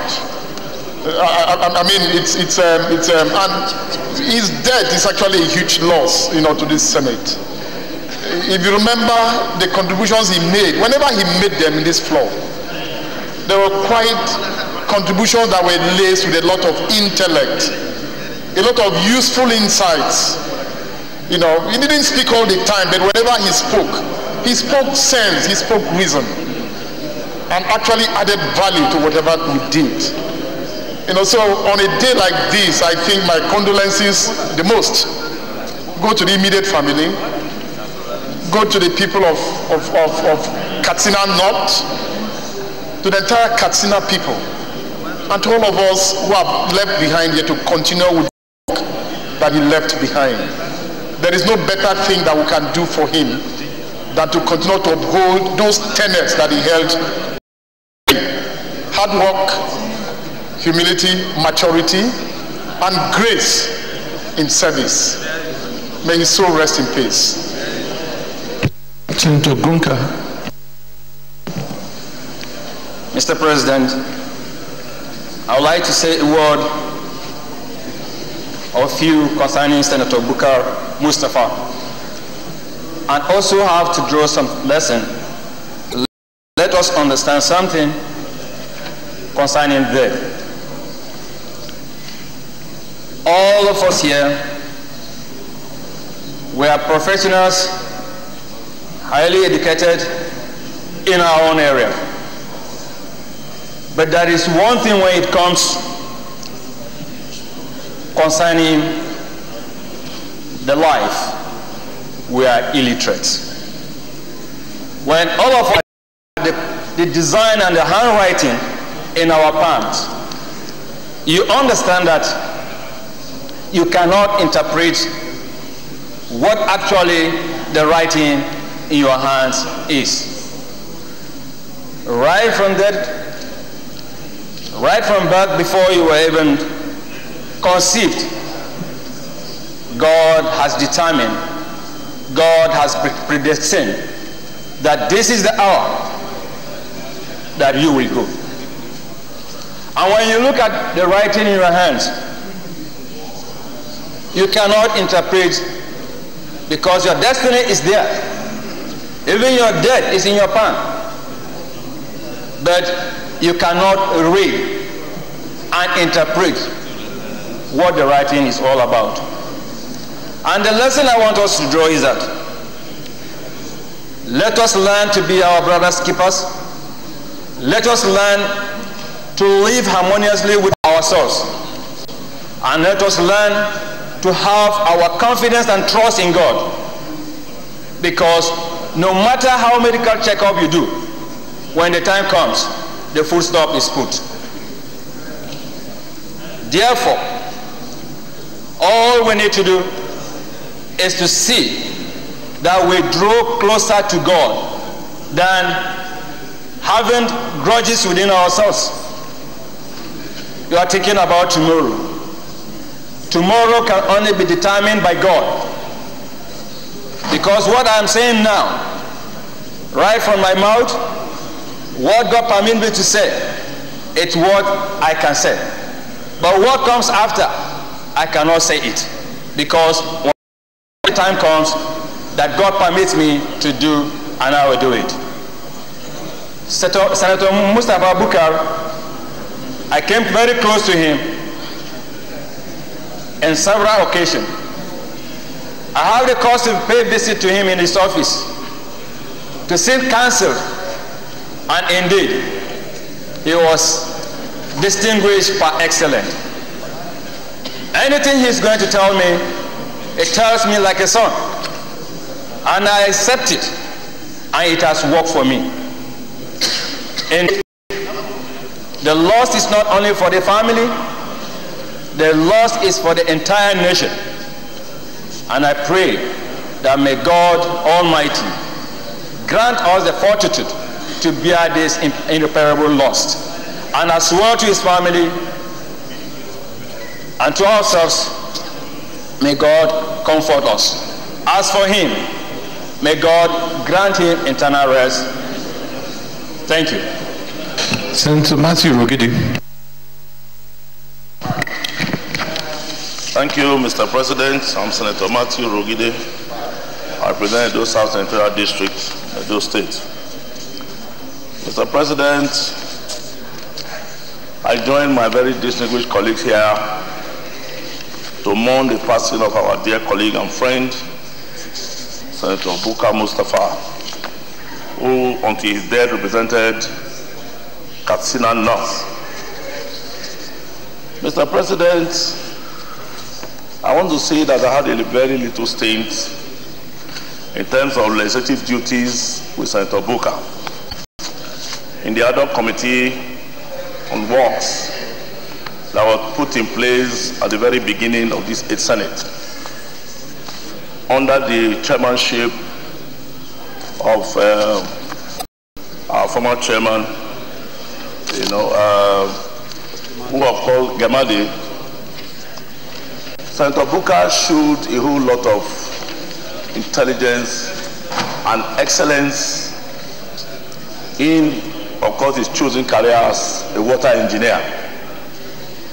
In fact, I remember that after the first meeting,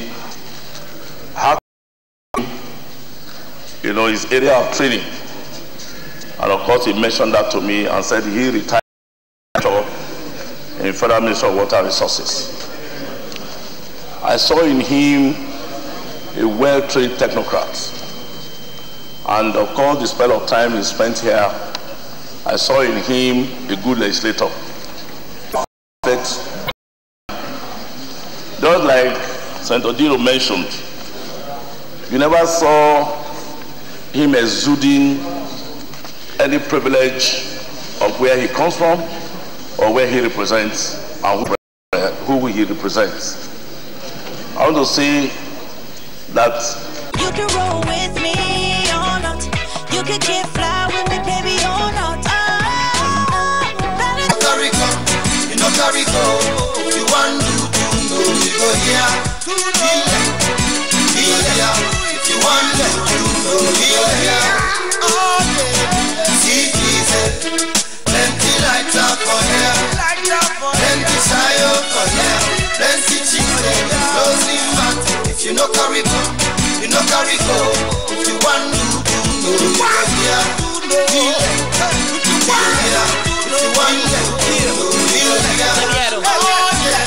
They say with 2 or 3 you got it, it's the right time to celebrate. But first we gotta say a few things. Ain't no better way to make the place. That's why we got a lot of bodyguards stationed at the gate. They tryna regulate the crowd, hold it down. DJ play the music loud, see the dress code now anyhow. Strictly by invitation, chickens is patiently waiting to show skills for real. A point not kill situation. Nobody did fall for here, so no fear. Who it's in your mind tell you if you respond about for your year. Cause they don't really care just who they came to the place with. As long as you got money dough and you can split. See easy. Plenty lights up for here. Plenty shy over here. Plenty cheese, them closely mat. If you know Carico, you know Carico. You want to know we go here. You want to know we go here. See easy. Plenty lights up for here. Plenty shy over here. Plenty cheese, them closely mat. If you know Carico, you know Carico. You want to know we go here.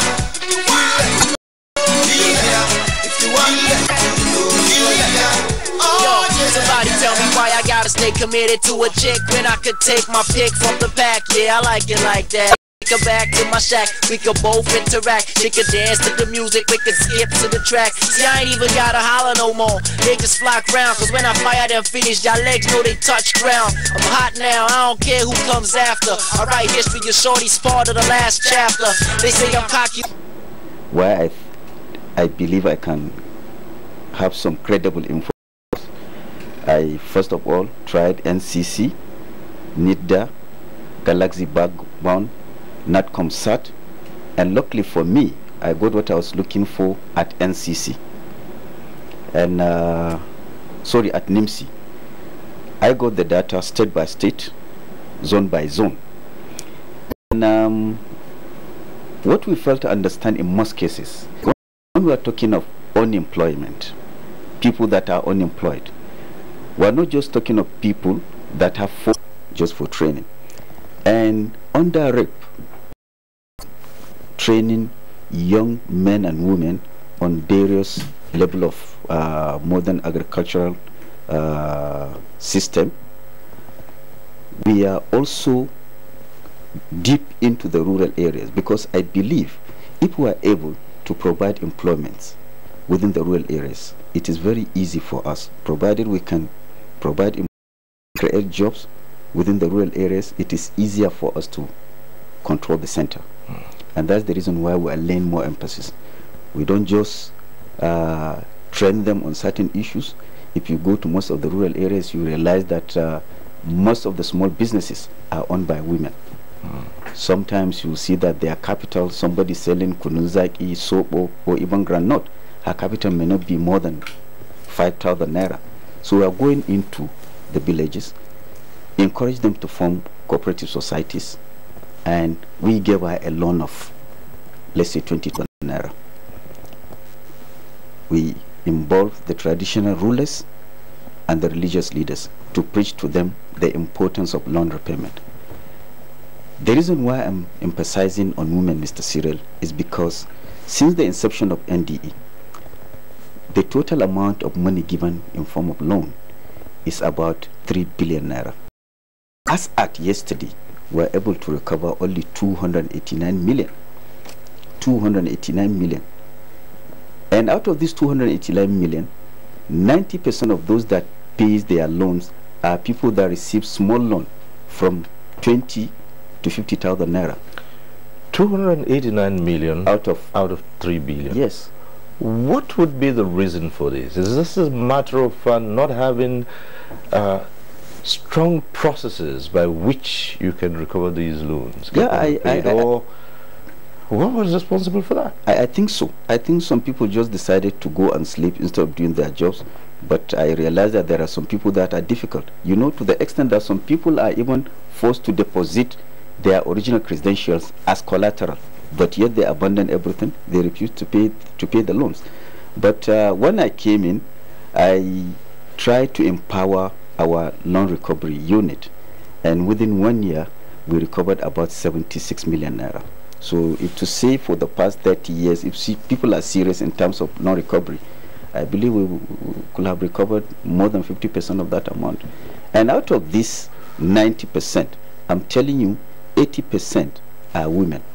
And that's the reason why I believe they are better people to do business with, because I don't know, maybe they have more fear of God than we men in terms of paying their loan. So the women have an act for repaying their loans? Yes, they are better in terms of paying their loans. Okay. Let's dwell a little longer on the rural employment promotion. Now, with the various projects you have put in place, how have you assessed the response so far? You see, I tell you one thing. I realize that Nigerians, more especially the youth, are very, very enterprising, and they are very serious. They are not lazy. They only need to be pushed a little.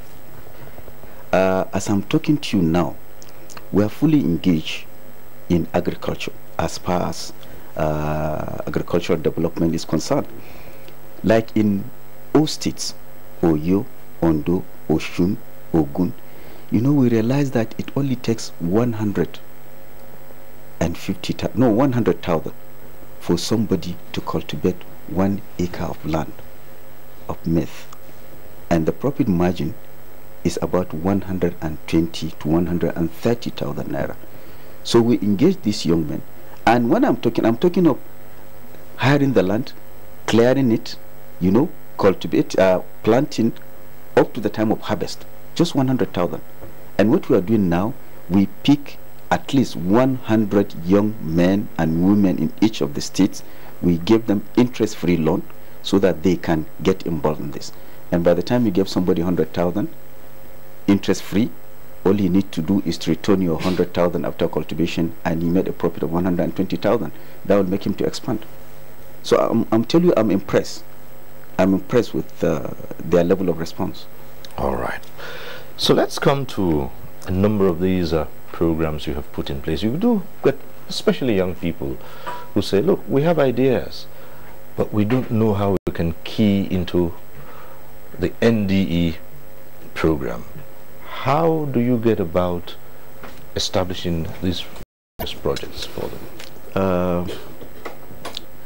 We have 36 state offices, 37 plus FCT. We have 6 zonal offices. Out of the 7 for local government, we have 691 desk officers. So if you look at it, we're virtually everywhere. Right now, we're in collaboration with Central Bank. There is a program we came up with called 50 under 35. We're trying to create 50 young entrepreneurs that are not more than 35 years in each of the 50 senatorial zones, so that they can access loan. We have already reached advanced stage with the CBN. They even gave us the go-ahead to discuss with commercial banks where the money will be sent. But of course there will be collateral. There will be people that will definitely guarantee you, so that they can access this money through NDE. We're talking of between 3 to 5 million.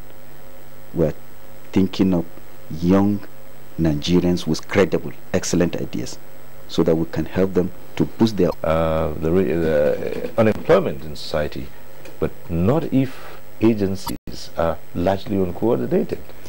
Yeah, some months back, there was a time we were invited by the Senate President hearing. All the agencies were there, including some NGOs, some civil societies and whatever it is, and it was an open discussion. And I think since then we have been talking to ourselves, and we even participated on Good Morning Nigeria, with Afolabi, Mrs. Ways, and Dukora. Does that unit run? Well, I can't say they are doing great, but they are trying. They are trying.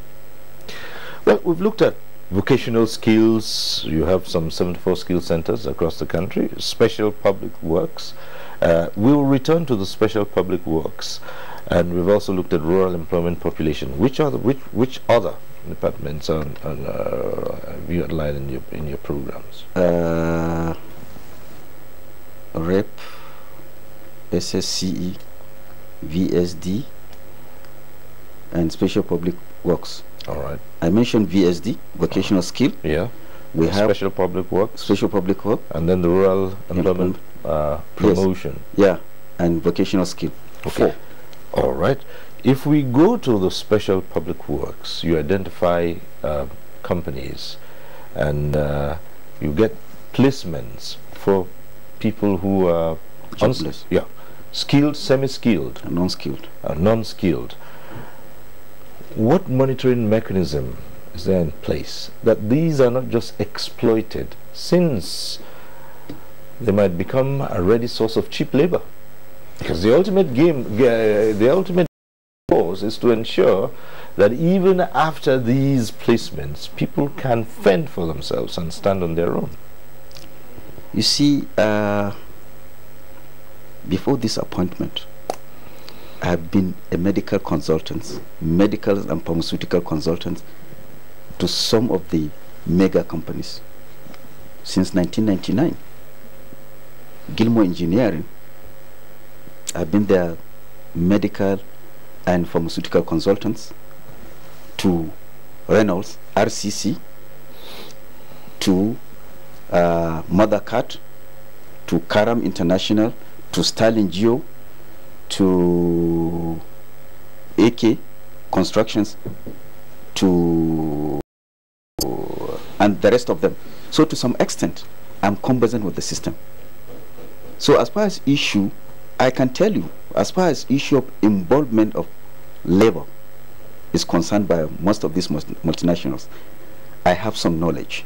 All right. And that's the reason why, even before presenting these people, yes, of course they know we are coming from the government, and they know we have a very good understanding with the labor unions, even the unions within most of these companies. We are keeping in touch with them. So wherever we felt somebody is trying to be shortchanged, we came in and raised an issue. And that's the reason why we are advocating through NDE for labor protection agency, because we cannot rule out some level of exploitation, more especially from the foreign companies. So we're monitoring what is happening. And you know, with the GSM, it's just a matter of time. Our lines are always open to them. Anything, they will just call us that, look, this is what is happening here, this and that. And you know, they cannot play with us, because they know we are government agencies and they know the role we are supposed to play. So for now, we had 1 or 2 cases, but we came in and resolved them. Right. Yeah. Well, even as you press on with efforts to reduce the number of the unemployed in the community, institutions are still churning out huge numbers of Nigerians, some of them in the formal education sector and from other sectors of society. They're being churned out daily. What would you say is the major problem? We have people who've been through formal school and yet cannot stand on their own. Some have said there is a problem with the education system because people are not being trained to be self-reliant. They're trained to have certificates. What are your views on that? You see, I was surprised when I cross-checked. In fact, I first of all started from what I had. I went on self-assessment to Kebbi State University in Aleru, and I have seen what TED Fund did there in terms of equipment. I think that is what I saw there is good enough anywhere in the world as far as training is concerned. The machines, they are up to date, and large number of them. And I was told that the same thing, virtually the same thing in all the polytechnics, some universities. I think all they need to do is to see how they can adjust in terms of their curriculum, so that it's not just the classwork. Since they have these equipments, skill centers in most of the federal institutions, I think they need to create an avenue whereby these young men and women can find time to go and learn some trades. In addition to that, what we are doing in NDE, we have a program called GAP, Graduate Attachment Program, for our teaming unemployed graduates, so that we attach them in terms of what they want to do. And we are paying them stipends on monthly basis, 15,000 naira on monthly basis. We attach them so that they can learn trades, certain trades, not just to rely on white-collar job, which virtually is not there. We did not even stop on GAP. We also have graduate coaching scheme. This one will within what span? On agricultural development and ICT, because these are areas you can create a lot of jobs from the value chain. So it's possible. It's possible for us. All right, we'll look to you fulfilling that promise, and we want to ask you to come again and tell us just tracing that call. So you as journalists, you are free at any time to check on us, to see what we said we are doing, whether we are doing it. In fact, the first challenge, I told you, are going to resettle 13,000 trainees in cosmetology within the shortest possible time. Our model skill center in Boston. NTA just then was the mecca of production in Nigeria. That was the foundation of today's Nollywood. You had people like late Madazi. I was a newscaster. I was a newsreader. I even did camera work in the studio. And outside my work and I was a musician, I was a performing artist. I set up an orchestra. And that orchestra helped me to organize the cultural presentation for NTA Nigeria. Because in my time, NTA used to import programs from abroad. They would bring entertainment programs. So I was one of those who fought very early to have indigenous productions. And to prove a point, I set up a musical orchestra called the Pan-African Frontline Players. Later, it became known as the African Frontline.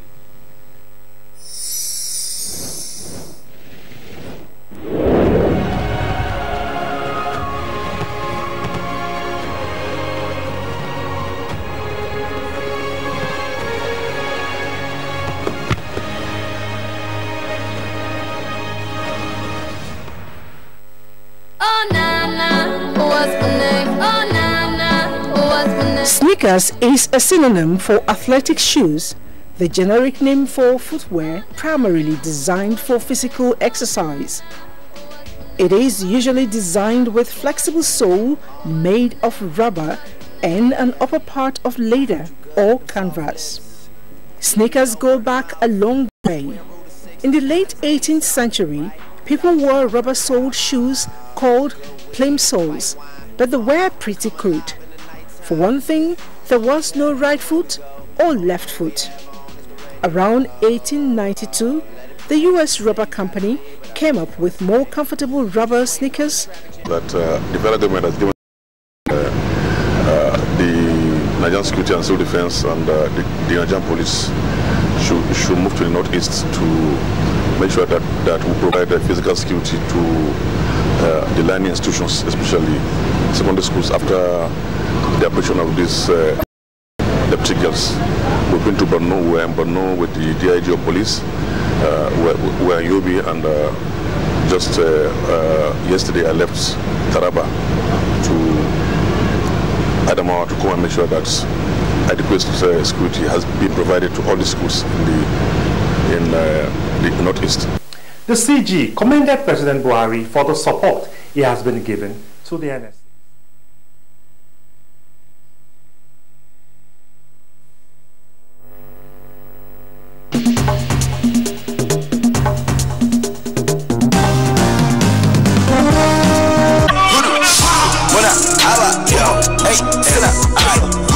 classic. Gus, care is difficult because how sound I be no naso seva. I'm a hanka, listen, chi wanna be yonder. Sooner shangute, sooner gulu, come mira, come schooling, yaga kari. Muna, kashi, shuna galona, zua, cypress, hama, a chicken male. Akasa, fuskana, I can't call one up in the sucker shot. Oh my gosh, muna posh, bana rush, babu ruwa, muna loss. Shout out man, classics, muna for me, see rappers, mune magani. I'm a tired suit, say what in baki the karamani. Senate we get scared, Senate she get she wait. Sika samu get a lick. Yaran zaki wa ne rike. And my tell like lick. I'm a woman with the kid of how lips cool down when I act in a Senate. Move, Senate,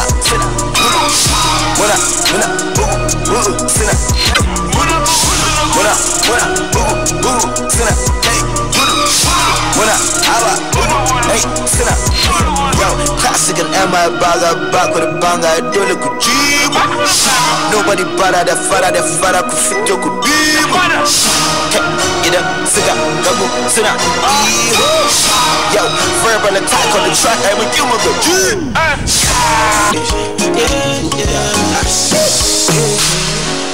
Slim Daddy Day. Starboy, and this title of this song is a song you must have heard the audio somewhere somehow, and it's a song that's been on radio, on airwaves, on club bangers and here and there, and of course I enjoy it anytime they get to slot it in. By the time you get a bit of shaku and the street dance, it's bringing Shoko. Ladies and gentlemen, this is Shoko by Starboy. Check it out.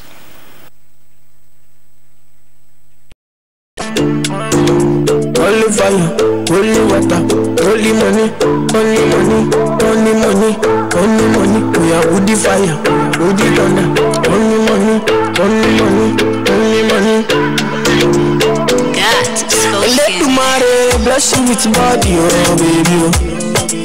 Starboy go bless you with money, oh my girl. Let tomorrow bless you with body, oh baby. The shaku dance, but I'm going to give you just 2 steps. So if the 2 steps with shaku or not, this way, Shoko. Yes, that was Shoko by Starboy. Hope you love Starboy. And that takes me back to the days where you got to just listen to or watch EMA Anthem. They come in full force, do the song, and you see different talents coming out here and there. So Starboy had come to still listen to Wizkid and his boys. It's a good way to put it. That was Shoko. And this Shoko, I tell you, Shoko has been on. He's been here and there. He's been rocking airwaves. Shoko has been rocking clubs. And you ask me, I feel the song is somewhere. So keep your vote coming. You like Shoko to eat? 5, 4, 3, 2, 1 someday. Just keep your vote coming at NTA2LNC. Hashtag NTA2 Top 10 Shoko by Starboy, not Wizkid.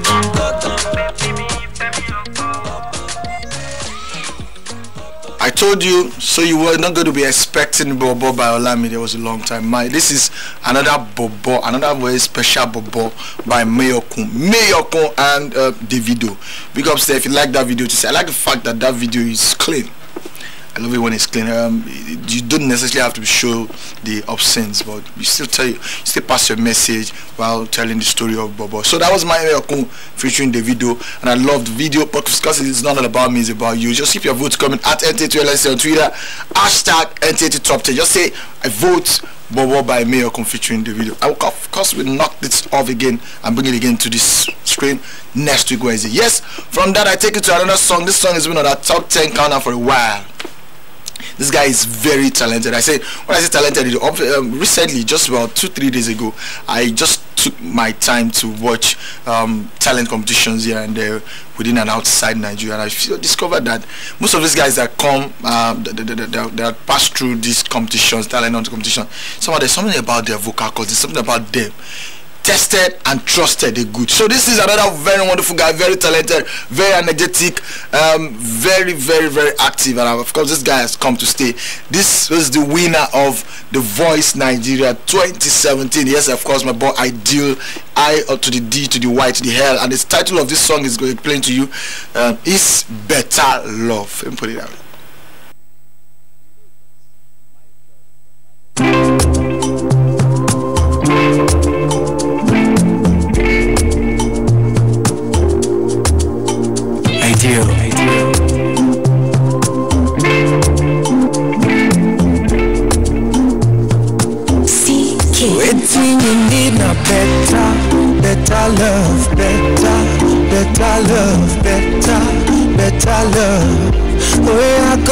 get this better, better love, better, better love, better, better love. Anything you need now, person will go treat you right every day and night. We go to your side, the money to your cloud. Oh, we go do the necessary. We go give you every. We go love you jelly.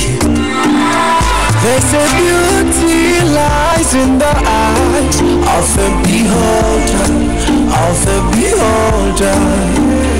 And I like waiting to see every time that I behold ya. I already told ya, waiting you need now better, better love, better, better love, better, better love. Oh yeah, come and get this better, better love, better, better love, better, better love. Anything you need now, Mandela we go fight for you, die for you, fit by for you. I'm alone on you, spend for you, buy best for you. Mosquito we go bite for you, sniper we go snipe for you, candle we go light for you. They say beauty lies in the eyes of a beholder, of a beholder. And I like waiting to see every time that I behold ya. I already told ya, waiting you need now better, better love, better, better love, better, better love. Oh yeah, come and get this better, better love, better, better love, better, better love. Anything you need now. Better, better love, better love. Wait till you need now. Better, better love. Say that better love. Is a better love.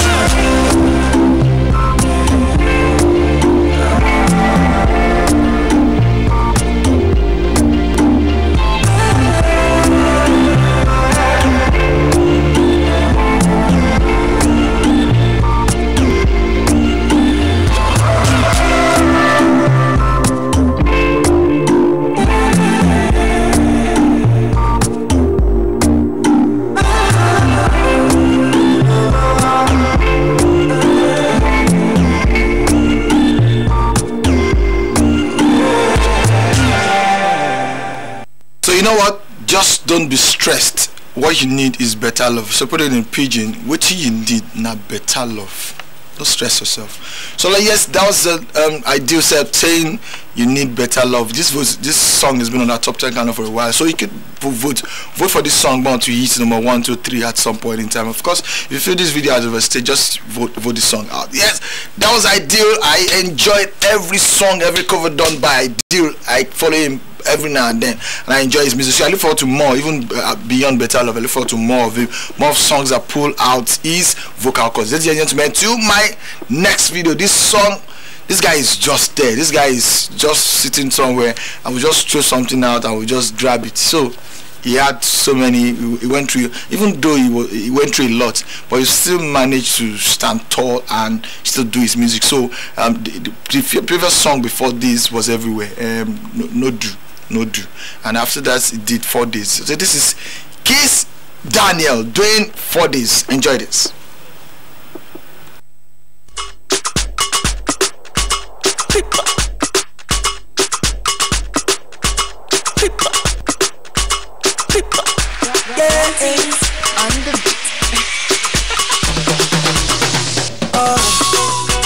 I've been searching for the right one.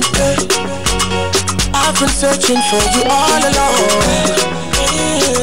Darling, I'm searching no more. Searching. Baby girl, you're such a miracle. Thank you, mama. You beautiful. I'll take my time with you. I'll take it slow. Girl, I am loving you for this. Anytime you call my name, feel like I go crazy. Girl, I am loving you for days. Anytime you call my name, feel like I the grace.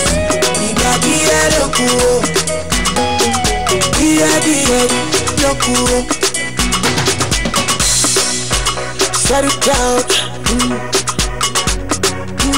Settle down. So crazy. Get it. I go finish work for you tonight. Be careful, baby, you my kryptonite. Don't betray me, don't be Delilah.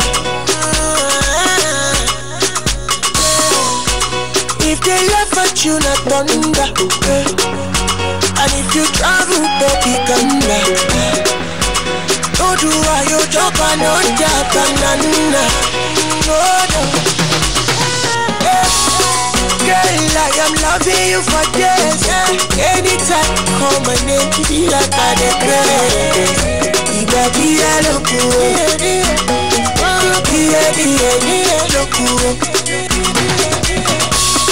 Girl, I am loving you for days. Anytime you call my name, feel like I the grace.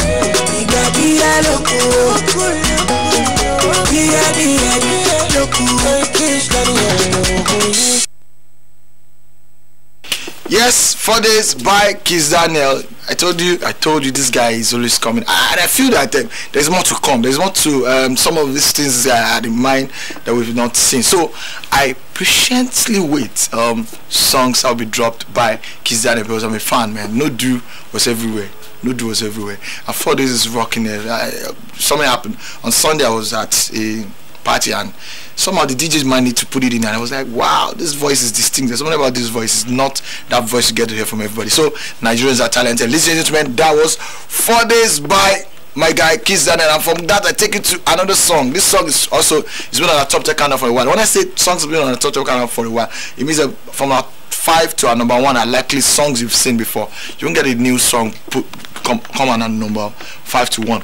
Yes, this is a song coming from the Limpopo Master. Yes, when they say Limpopo Master, and of course one of the most respected rapper, singer, all the way from Ghana, some Nigeria, and so I choose to call him Ghanaian Nigerian or whatever mixture. This is Sakode. So this is Born by KC featuring Sakode. Check it.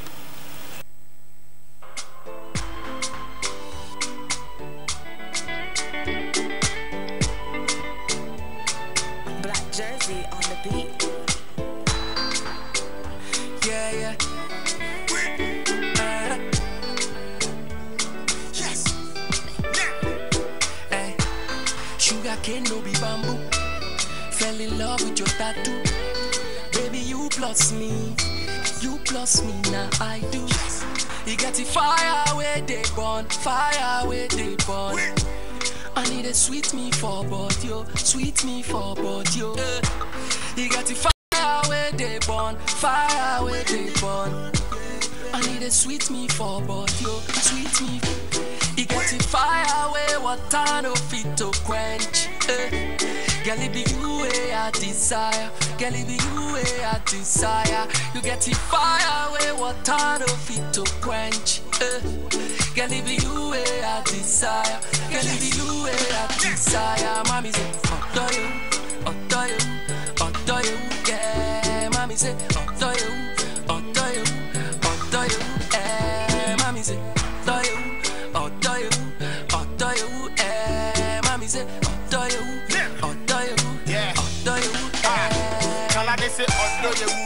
so me mu bra me de hine wo makume mu embo me hu me don bi mu du me hu ade paw inkule nu te o kateka embo me ka wo se makoma don sa me hye ne ma pompo dodo pampana na wo hema bra na me nya o kanana I can feel it in my soul, you the raw one. What's so one on penny gold, name is silver. One my soul be me do, what a real love. Who done in the mommy bow, what they build? My no, me nyame hot. She me negotiate na she me bo. Since you better, be 2 hours. Nya what they come in and come up. Mommy say, oh do you, yeah. Mommy say, oh do you, yeah. Mommy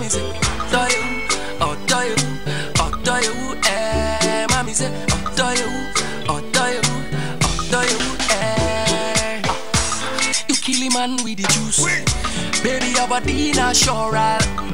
No be lie, you're the truth. Mommy, come give me some robo.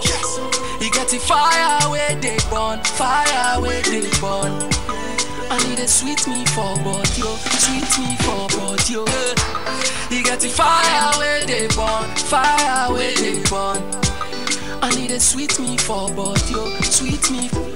You get the fire where water no fit to quench. Girl, it be you where I desire. Girl, it be you where I desire. You get the fire where water no fit to quench. Girl, it be you where I desire. Girl, it be you where I desire. Mommy say, Odo you, yeah. Mommy say, Odo you, mommy say, Odo you, mommy say, Odo you, So Casey says, get one fire with the burn with water no fit quench. I guess that could have been fire of love. Yes. Born by KC featuring Sakode. Big ups, nice video, wonderful concept, wonderful song, lyrics, rhythm, and of course the rap line. Sakode always giving you back to back, you would relax. So nice video. If you still want that video to hit properly, number 3, 2, 1 someday, yes, keep your votes coming, keep your messages coming at NTA2LNC, hashtag NTA2 Top 10. Vote the video, we bring the video to you, back to you live and direct. So of course, what am I having? I've given you your love. I've given you Soccer by Superstar. I've given you Bobo by Mayor Kun and the video. I've given you Better Love by Ideal. I also gave you 4 Days by Kiss Daniel. I gave you Burn by KC featuring Sakode. And of course, I'm giving you a song by somebody, aside knowing him as an artist, I also know him as a fashionista, so to speak. His fashion sense is just on point. And of course, these are 2 guys I feel look alike in the industry, and there's something about them when you put them side by side and they look so identical. And of course, I'm the Bado himself. So this is Believe by Rick Asani featuring Fast, so they look alike, and Olamide Bado. Check it.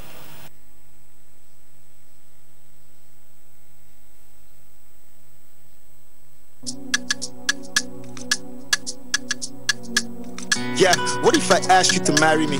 Born for me, Jack, I ride till eternity. What if I say there's no plan B? Say I'm ready to come in to meet the family. Come, what if I already planned it? And right now we're keeping everybody standing. Priest don't they wait, make we come save vows. That look on your face, I know you wanna say how, but if I no get, shit, it no go too matter. Here you go be the Annie to my 2 baba. Entertainer, feet love, Okujabe. But Uncle always still there with Auntie Joker. I know we go last if you take my last name. I'll be grateful, I go love you till my last day. I don't get you, there's no stopping now. Make we go altar, go lock if them down. I tell you you're the only one I want, the only one I need. If I tell you you're the one that makes my heart beat, say you go believe. If I tell you, say that you did on my want, for you I give my all. If I tell you, say now you did make my heart beat, say you go believe. Now you where I need. Now you did my dreams. You are the only one for me. Now you where I want, so believe that I love you for real. Oh, you dance for me, oh. Yeah. Shake it for me, baby, oh. Oh, you dance for your daddy. I wanna see you ginger your body. Oh, you change your style. Let me see you, baby. Oh, you shake it for me, mommy. I wanna see you ginger your body. I wanna see you dance. Oh yeah. Oh yeah. Oh, baby, oh. Oh yeah. I wanna see you dance, oh yeah. Oh yeah, oh baby, oh yeah, oh yeah, yeah. She was beautiful, oh beautifully. While you beautiful. She was wonderful, oh wonderfully. Sitting, you wonderful. She dear, body you put something magic, just fit to catapult your heart, nobody the banger, you heart, no other girls, but to couple cards, nobody fit to be like the body, but you know what you man, no watch, scatter my head, imagine, ẹ̀bùn wa níyàwó wa ànábì lábẹ́ yòó. Omi bẹ lágbàlá wa ìyàwó òdòdó. Shake it for me, baby, oh. Shake it for me, baby. Dance for your daddy. Dance, yeah, yeah. Ginger your body. Oh, yeah, ginger your body. Yeah, change your style. Let me see you, baby. Let me see you, baby. Oh, yeah, shake it for me, baby. I wanna see you ginger your body. I wanna see you dance, oh yeah. Oh yeah, oh, baby, oh. Oh yeah. I wanna see you dance, oh yeah. Oh yeah, oh baby, oh yeah. Yeah, fine lady, oh. I will never let you go. I really love you so. Fine lady, oh. Oh my baby, oh. I will never let you go. I really love you so. And I want you to know now you. Now you may I need. Now you did my dreams. You are the only one for me. Now you did my dreams. So believe that I love you for real. Oh, you dance for me, yeah. Shake it for me, baby. Shake it for me, baby. Oh, you dance for your daddy. I wanna see you ginger your body. Any sport. The man, I think, primarily that can take a lot of the credit for that is the Nigerian powerlifting coach, Prince Are Fejististan.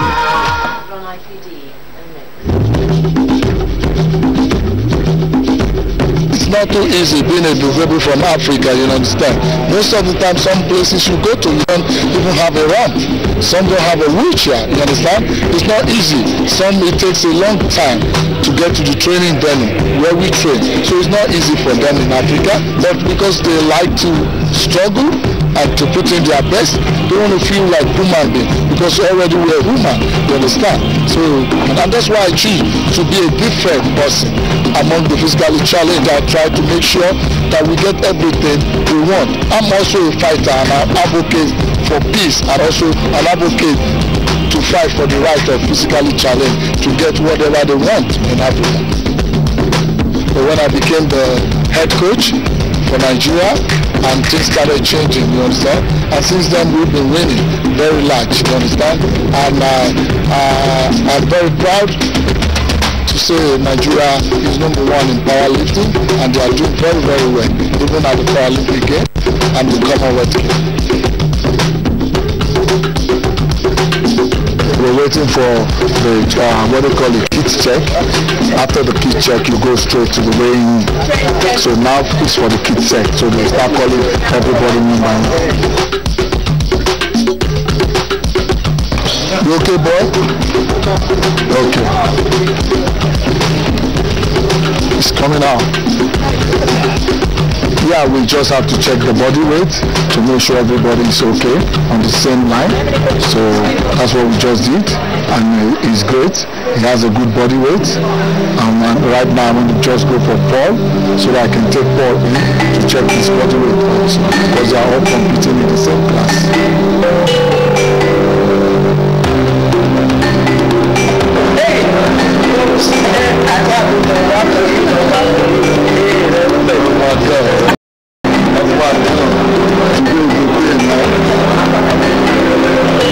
You know what to do as a coach, because he has once been an athlete just like us. So you know what it takes when you are training an athlete to be a champion. I think the that handshake, even if nobody knows. Thank you, congratulations, my coach. Thank you. I wish you all the best. Yes, I love you guys. Thank because you, so you make me proud. You guys make me proud. Thank you. I really appreciate it. Thank you so much. You guys always make me proud. Is your father? You give us a fatherly advice. And whatever he calls you, you follow it without no argue. He's a world-class coach in the powerlifting game. He's a good man. He's like a father to us. You know, we're going into the game now, and I want you to compose yourself, okay? You have done it before, and you're still going to do it. So make sure you try your best, and listen to the referee. These are the things that is very, very important for you, okay? You've done it. You did it even in the last Commonwealth. You did it in Rio. you can also do it again. You understand? It's not easy to be a champion, but you must try and come out to be a champion. And I promise I'm not going to disappoint you. The level of training and encouragement you have given up to us for the past 45 minutes now, I think I'm going to show you that you learn a lot. Thank you.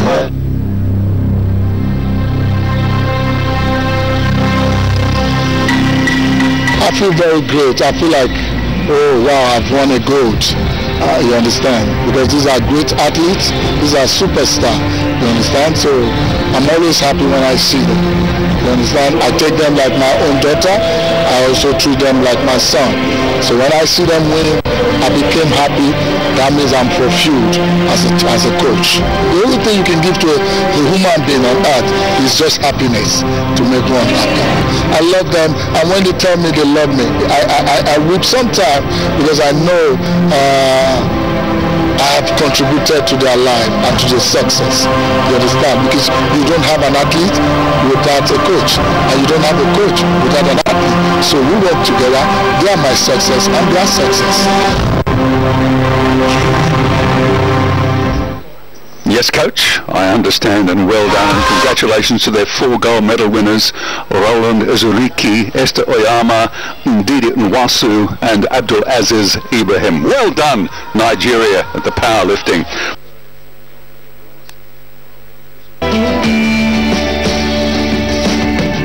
You can catch all the actions of the 21st Commonwealth Games in Gold Coast, Australia live on the NTA Network Service and NTA Sports 24, Channel 270 on the Star Times. 2 strokes away from a gold medal and the record, a world record falls.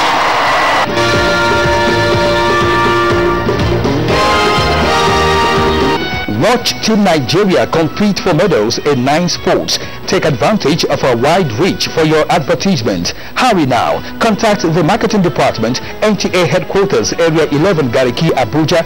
NTA. You can't beat the reach.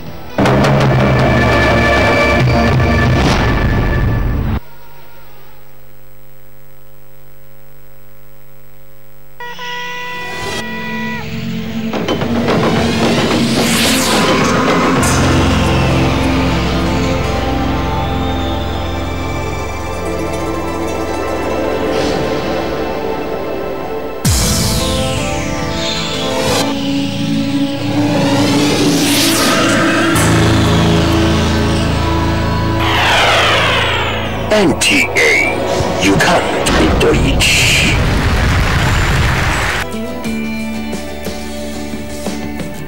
You can catch all the actions of the 21st Commonwealth Games in Gold Coast, Australia live on the NTA Network Service and NTA Sports 24, Channel 270 on the Star Times decoder. Few strokes away from a gold medal and the record, a world record falls.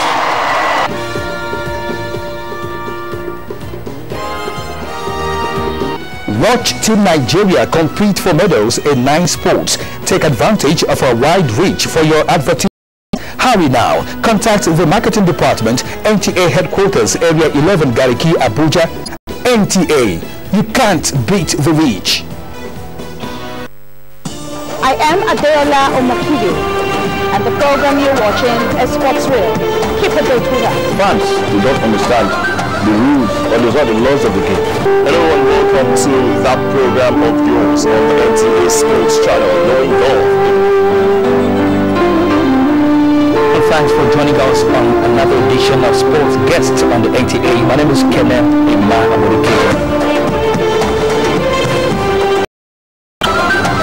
Welcome indeed to Saturday Sports Arena on the NTA Sports 24. And it would not be if we continue to just have these vague names of saying things are the yardsticks I want to use. With Service, a program designed to bring you up to speed with happenings in Nigerian football leagues.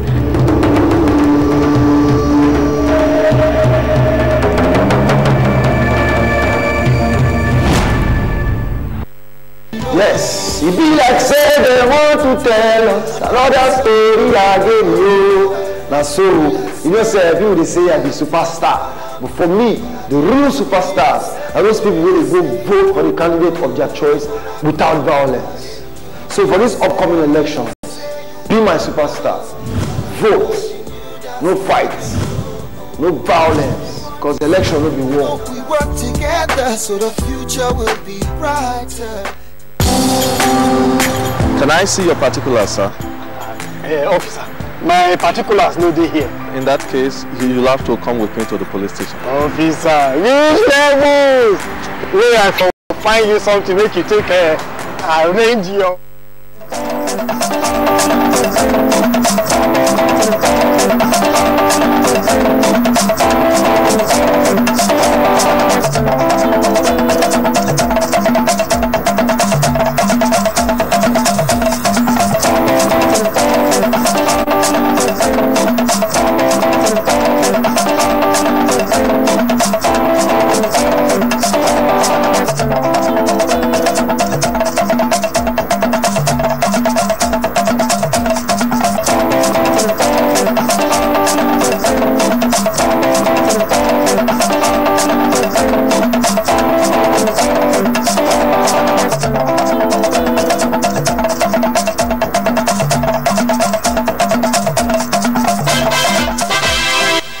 Hello there, good afternoon and a warm welcome. This is Nationwide and we are live on Africa's largest television network, the NTA.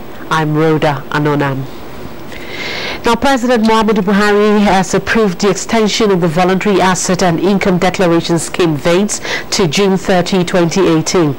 A statement by the Special Advisor to the President, Media and Publicity, Femi Adesina, indicates that the short extension after the original March of 31 date is based on the appeal of professional bodies and individual taxpayers. It adds that no further extension of the time will be approved after June 30, and that fresh executive orders will be made to give legal backing to the new timeline. VADS is one of the key policies being used by the federal government to reposition Nigerian economy and connect inherited underdevelopment. President Muhammadu Buhari, the statement urged taxpayers to use the extension window to perfect plans to prosecute those who fail to regularize their tax status. Now, Nigeria, alongside France, Argentina and Romania, have been elected members of the Global Steering Committee of the Open Government Partnership, OGP. The Attorney General of the Federation and Minister of Justice, Abubakar Malami, announced this while addressing newsmen in Abuja. Lami Ali reports. The Open Government Partnership is a multi-stakeholder global initiative with membership covering 75 countries, which focuses on improving transparency and accountability at all levels of government through citizens' engagement. The role of the steering committee, which is the executive decision-making body of OGP, involves developing, promoting and safeguarding values, principles and interests of the initiative to ensure sustainability. The President Buhari administration in 2016 joined the initiative with the submission of the National Action Plan to further deepen the reforms put in place to confront corruption and block leakages of resources. The minister, represented by the Solicitor General and Permanent Secretary, Dayo Akpata, reiterated the resolve of government to promote citizen inclusion by ensuring access to information to foster the culture of openness and participatory governance. As the only African country that will be on the OGP steering committee during our tenure, we shall continue to uphold the ideas of open government through regular sharing of experience and cross-fertilization of ideas among other countries. As of last year, the President appointed 3 auditors to audit every account that is related to asset recoveries. And again, this underscores the fact that the government wants to deal with any issues arising from asset recovery. The election of Nigeria into the Global Steering Committee less than 2 years after joining the Open Government Partnership further attests to the global recognition of the present administration's commitment to transparency, accountability. There's need to explore ways to unleash the innate abilities of our youths of the Niger Delta region, and to nurture them to passionately embrace their full potentials. Leading business icons like the founder of Sahara Group, Tonye Cole, and CEO Emzo Pharmaceuticals, Stella Okoli, were among facilitators mentoring participating entrepreneurs at the conference. In Port Harcourt, Onengie Fine Face, NTA News. Well, that's a wrap from here as we rejoin Rhoda in Abuja. Many thanks, Ogechi, for there for us from Port Harcourt. We'll now take a break. When we come back, we have more reports. Stay with us. 1945. We're going to Russia. My people, you fit be one of the lucky winners for the Niger for Russia promo, and you go fit watch the Super Eagles live inside Russia. This one no be joke. Wait till you need to be say SMS fly to 1945 or just dial star 1945 hash. You don't enter with that Oya, pick any option. You don't enter for the live draws where they happen every month. Reach June 2018 with that. No forget the more you enter, the more you go fit to win. And plenty consolation prizes dey boku for you to win.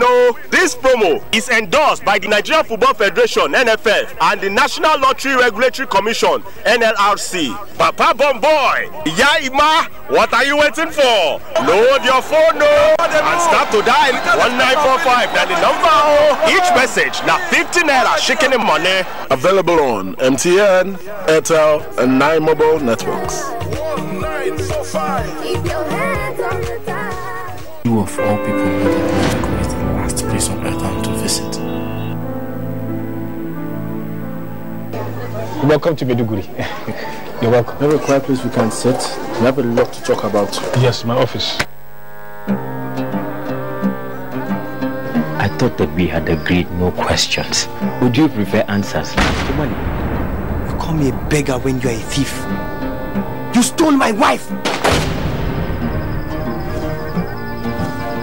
You think this place revolves around you? This is our life. When you're blind, you feel like what you're looking for is out there, but you just can't see it. Tell you something. Don't think because you're giving me money that you can come here and talk to me anyhow you like. The day he chose to abandon school after all the money I spent on him is the day I wash my hands. I don't want to talk about it anymore.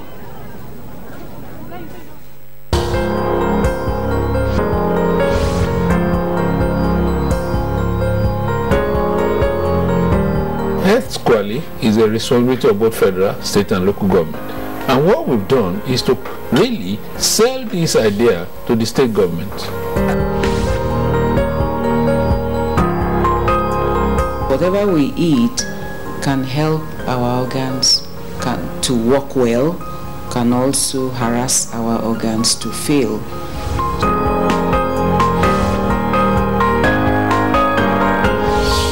We need those hot teas that are brewed with spices. As a blood donor, I see one of the things that is something that you give hope to another person that is in need. Hello and welcome to Health Options.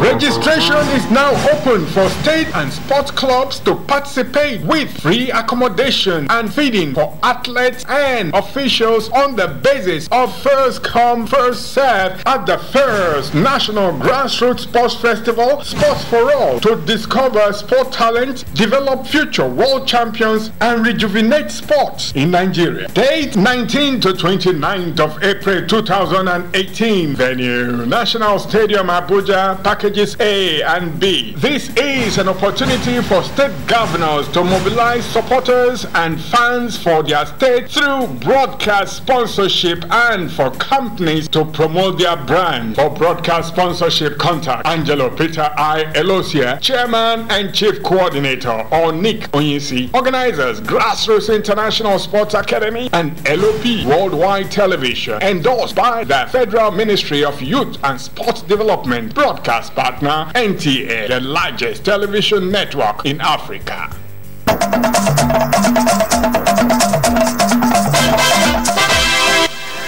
Welcome back. You're still watching Nationwide. Now, the Secretary to the Government of the Federation, Boss Mustafa, says the present administration is determined to end illegal foreign travels and other social vices.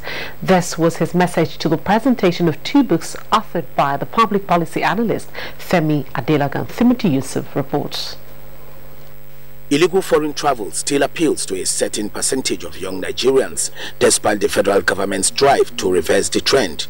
The 17-man presidential fact-finding mission that brought back Nigerians trapped in Libya has also been seeking recommendations on preventive strategies to reverse the trend.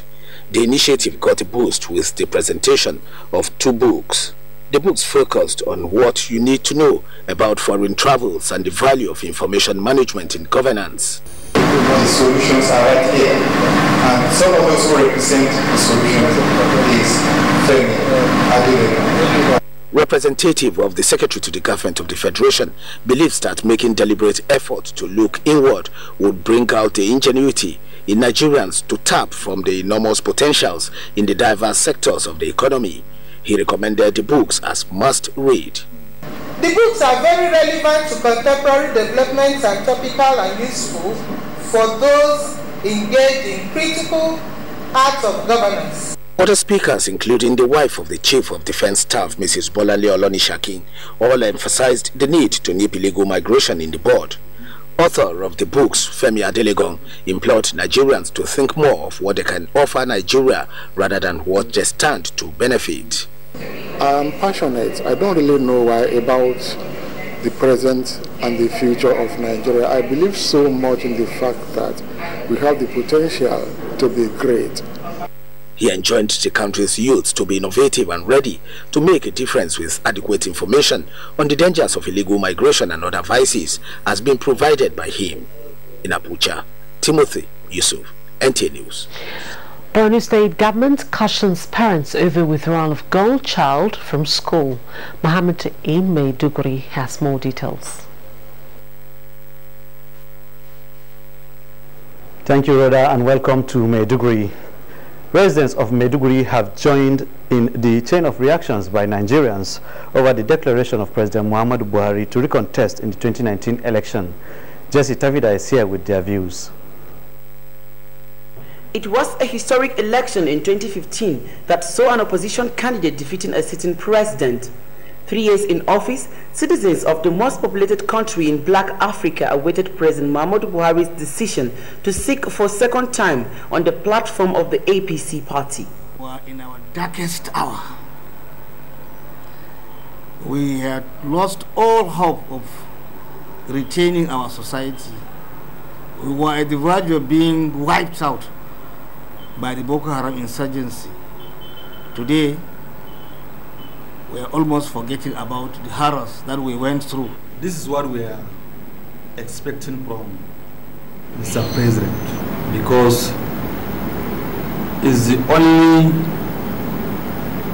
president that will rescue Nigeria economically. We are happy, especially those of us from Borno, because of what he has done. We want him to continue with the good work he has been doing. We have been friends for long, not for now. By the time that he's come to presidency at 2015, we have been started to friend to him until he is going to finish his own 8 years. We have seen President Muhammad Buhari is the only justice man in Nigeria who can rule Nigeria and bring back the lost glory of our dear country. I support his decision, and all decisions that he took is very quite good, and is for the interests of Nigeria. Also expressing delight over the president's decision to recontest, the people prayed for his good health, success and prosperity, pledging their unflinching support for him. In Maiduguri, I am GSC Tafida, NTA News. Parents of the recently school-enrolled children in Maiduguri have been warned by the state government not to withdraw their daughters from school for marriage. The state governor, Kashim Shettima, handed down the warning while distributing food items to the parents to feed their children during the holidays. Mohamed Goni reports. The enrollment of the Fulani children, according to the governor, is to break the cycle of poverty and give a sense of belonging to the Fulani community, most of whom are now security guards, having lost their traditional occupation to the Boko Haram crisis. The governor called on the parents to allow their children to resume school early for the third term in their new school, built to educate them in partnership with El Kanemi College. For the parents, I want to admonish you against early marriages of these young girls. These young girls deserve to be educated, deserve to have meaningful lives, do not deserve to be carted away as chattels. Education Commissioner Musa Inowakubo described the initiative as unprecedented and urged the government of other states to emulate the Borno State government in that regard.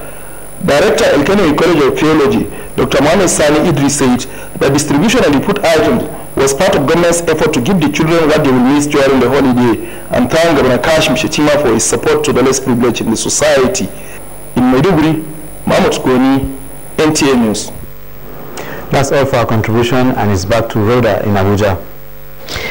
Thank you very much. Now, pride is set to be one of the 7 deadly sins, but this for the Senate is not a characteristic that can be attributed to late senator who represented Katsina North, Mustafa Bukar. The legislator who passed away on the 4th of April was eulogized by his colleagues at the voluntary session held in his honor. National Assembly correspondent Dennis Adegunoye brings us highlights of what a tribute-laden session to a true gentleman. The valedictory session for late Senator Mustafa Bukar was the only order of the day, as is the tradition in the National Assembly. Senate leader Ahmed Lawan commenced tributes to the late legislator.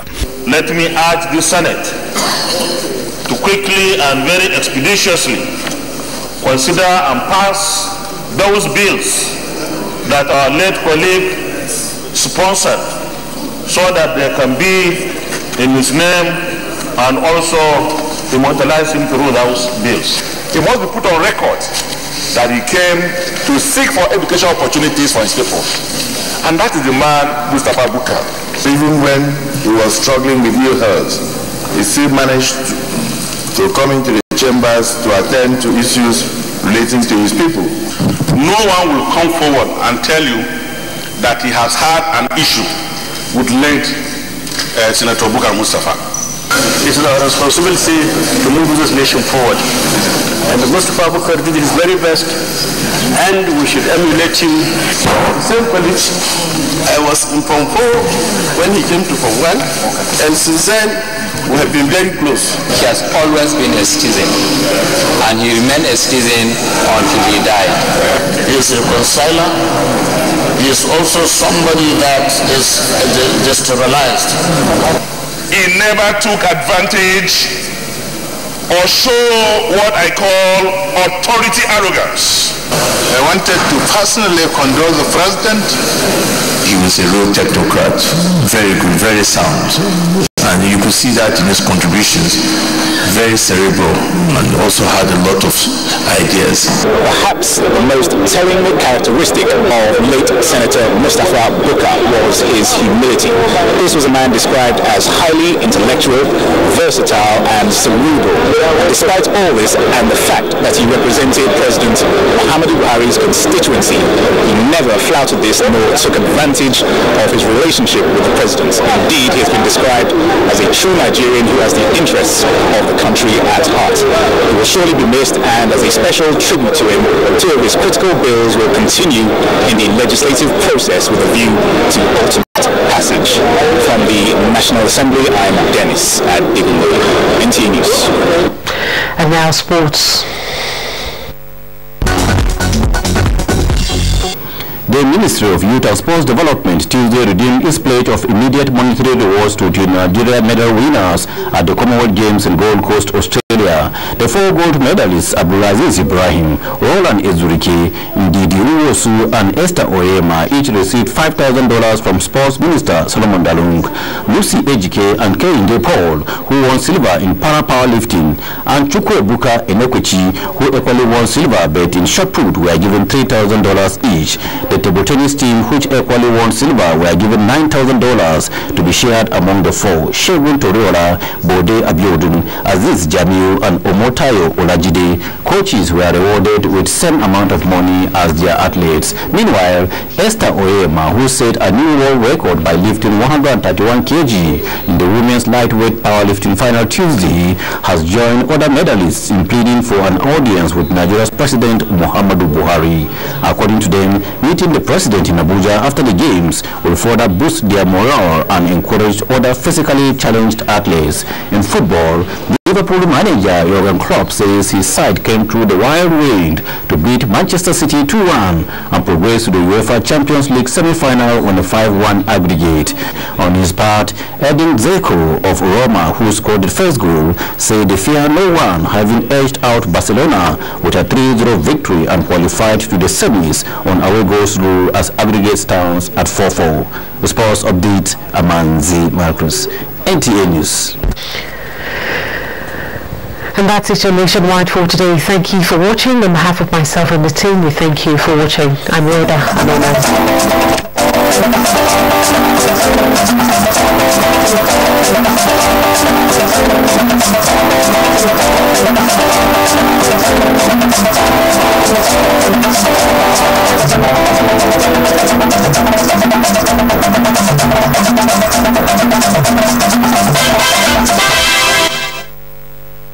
Information.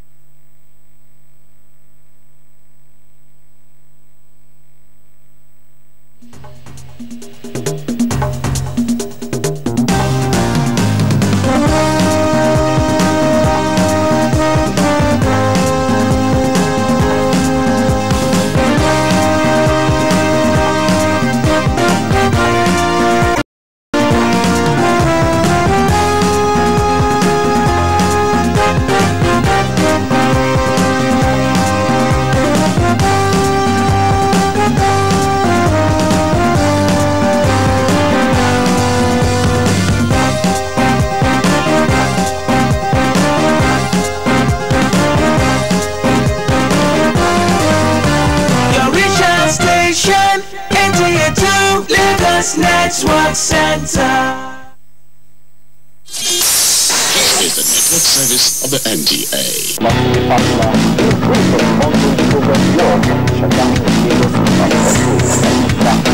Bring all the traffic into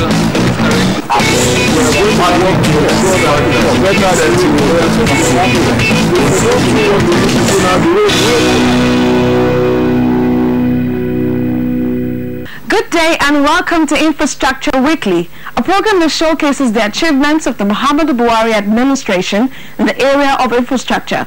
My name is Sarah Yeku, and together we'll be taking a voyage to some parts of Nigeria where major developments are being made.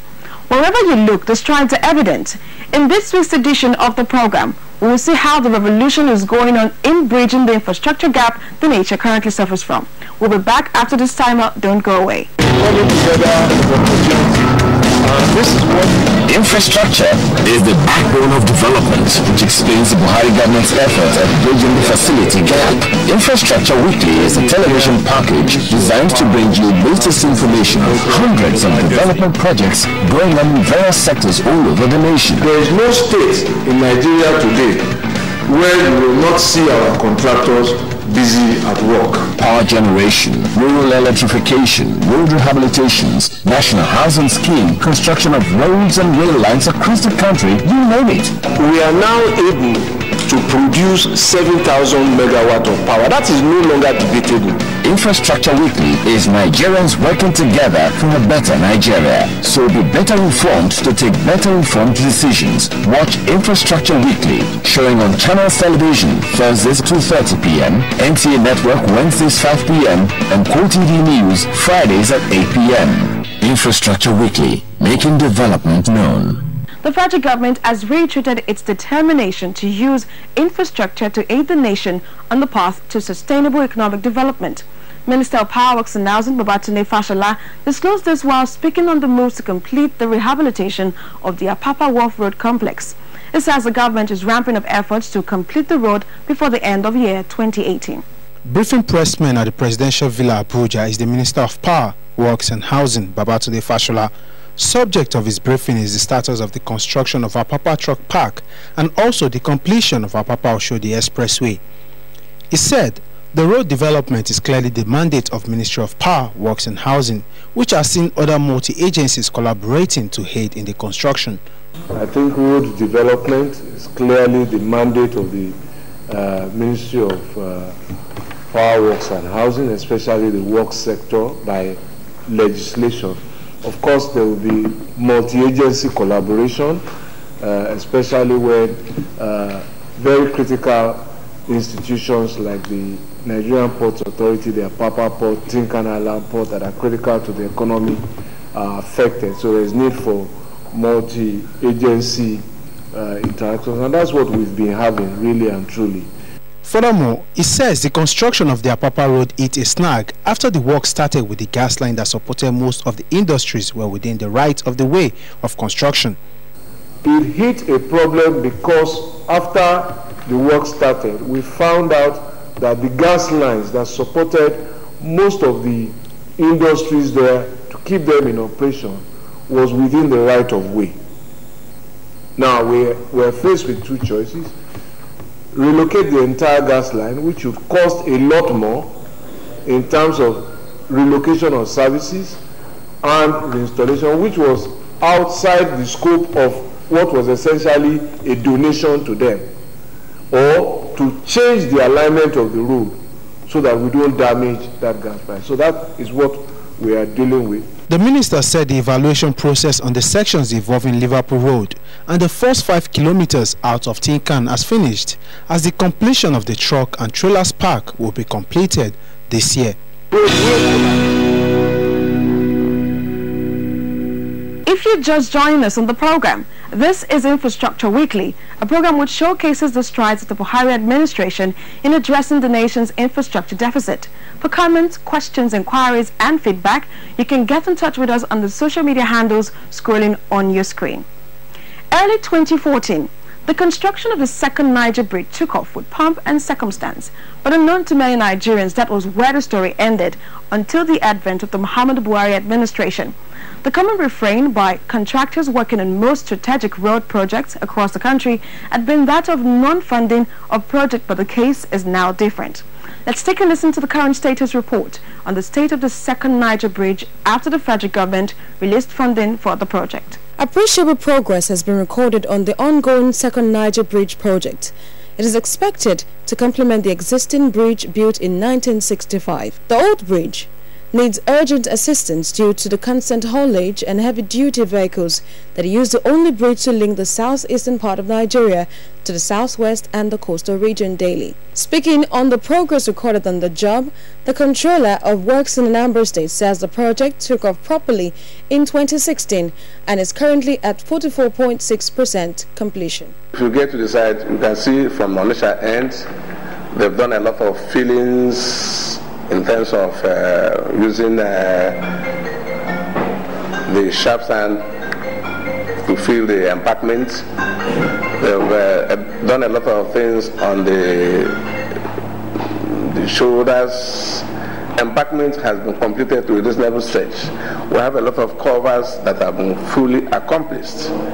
So in all, we have achieved around 44.60% of this phase of early works. And the contract has been split into stages or into phases.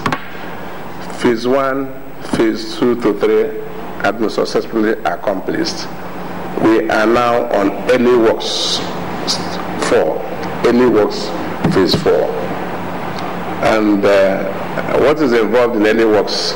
We have a lot of preliminaries, we have a lot of, a part of this early works in stage 4 forms part of the main contract that is about to be awarded. According to him, an advance payment of 2.166 billion naira was made to the contractor out of the contract sum of 14.466 billion naira for the early work phase 4. He said the bridge design was done to have a long-lasting project that will not only complement the existing bridge but serve as a vehicle that will enhance economic and commercial activities and a viral connection that will link the two major regions to the rest of the country and beyond. This bridge is not only for the southern part of the country, indigenous, is for all Nigerians. People from West Africa, people from different parts of South Africa come through Lagos to come to Onitsha here to buy materials and go back. You get my point? So Nigerians have seen it as a very important, crucial route linking the different geopolitical zones. What I will advise them is that the present administration is on focus. They will just watch the government, and in no distant time they will realize the dividends of democracy. Engineers at the site affirmed that the second Niger Bridge is no longer a political issue, as President Muhammadu Buhari has demonstrated commitment to realizing the completion of the project. I've gone through the Asaba end of the bridge. I've shown you where we did the fillings on the embankment, and then we've come to this stage. I've shown you the abandoned wall.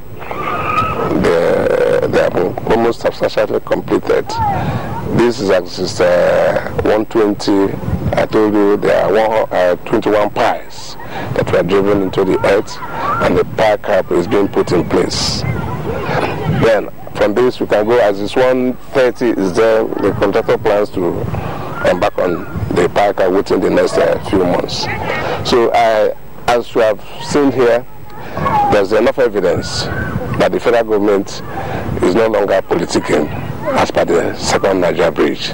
We are on focus, and I believe that in no distant time that dream will be realized. But they can see, they can even come down and see. It's very obvious. As you see, they are working. They are working. So everything is, the government is doing what they should do, and it's a good government of which they are working. And they are paying contractors at when due. And they don't delay any payment. Any interim statement they put up is not being delayed. They pay them as soon as speculators. Since the government came in, they've been working. The contract hasn't been out of job. They've never complained of non-payment of interim statements. Either two of them have each have been along this road, so they kept working. On the issue of compensation of the affected people, the federal government has to a reasonable level handled the issue, and this has paved way for work at kilometers 23 to 31. The engineers further assured Nigerians that the main bridge would not take long to be actualized after the early stage 4 is completed in July 2018.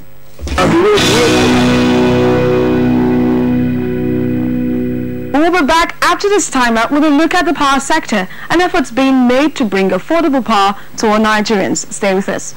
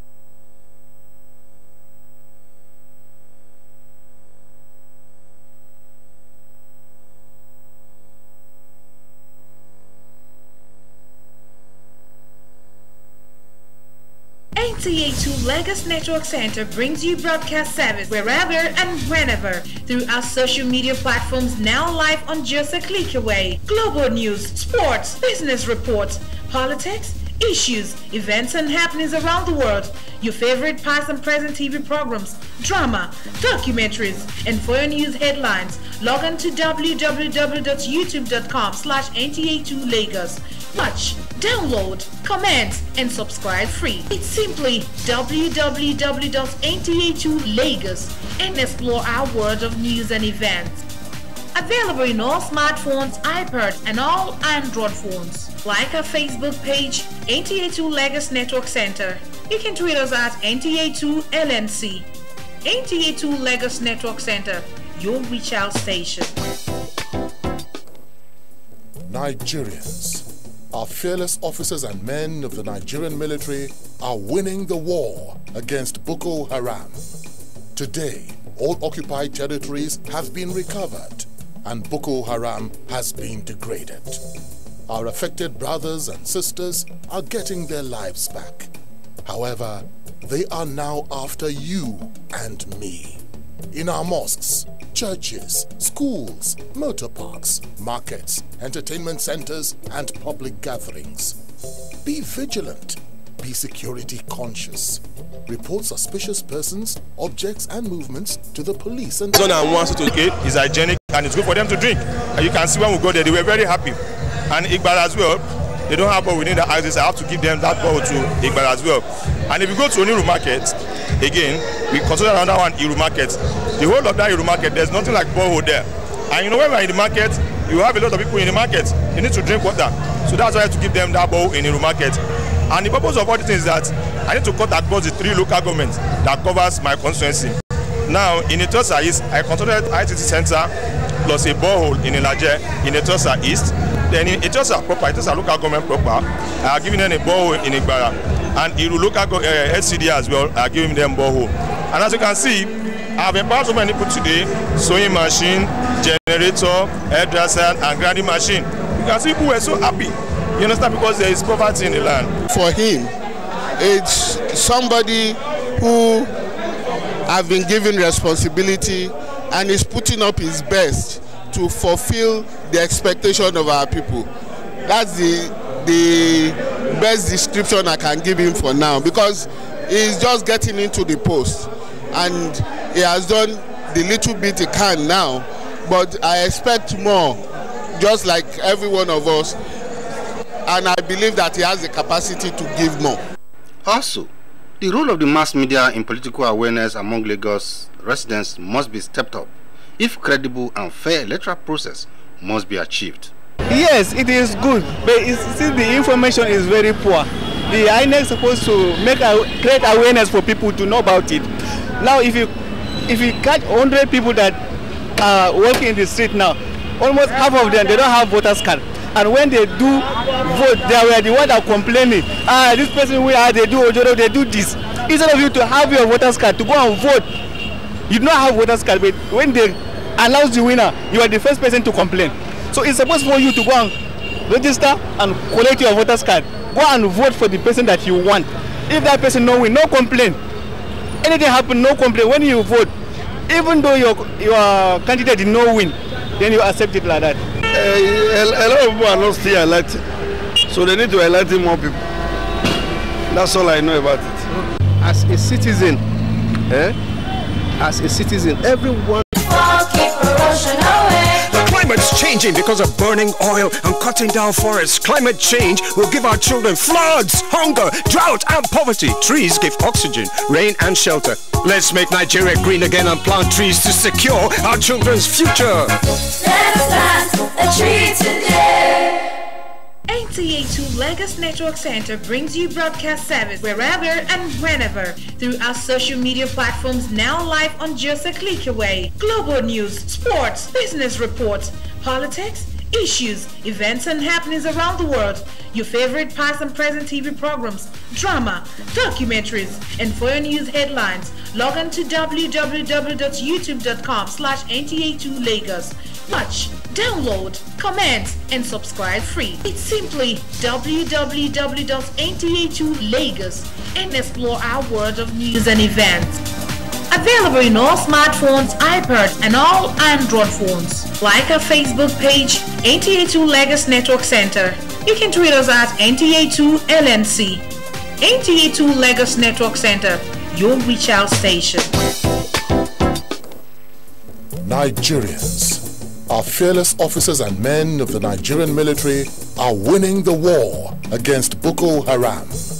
Today, all occupied territories have been recovered and Boko Haram has been degraded. Our affected brothers and sisters are getting their lives back. However, they are now after you and me. In our mosques, churches, schools, motor parks, markets, entertainment centers, and public gatherings. Be vigilant. Be security conscious. Report suspicious persons, objects, and movements to the police and other security agencies. The security of our nation is a duty for you and me. Nigeria, unite against terrorism. This message is brought to you by the Federal Ministry of Information and Culture.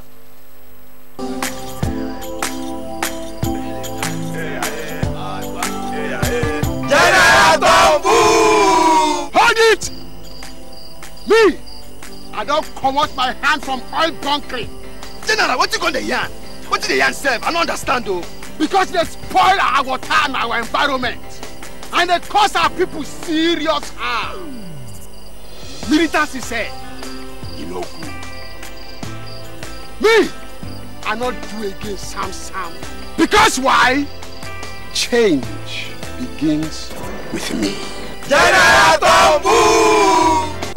This message is brought to you by the National Orientation Agency in conjunction with the Federal Ministry of Information and Culture.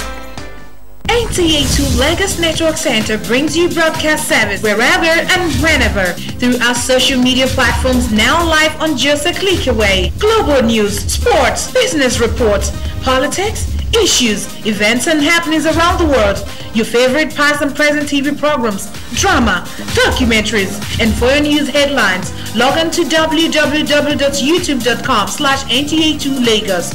Watch, download, comment, and development which took place recently.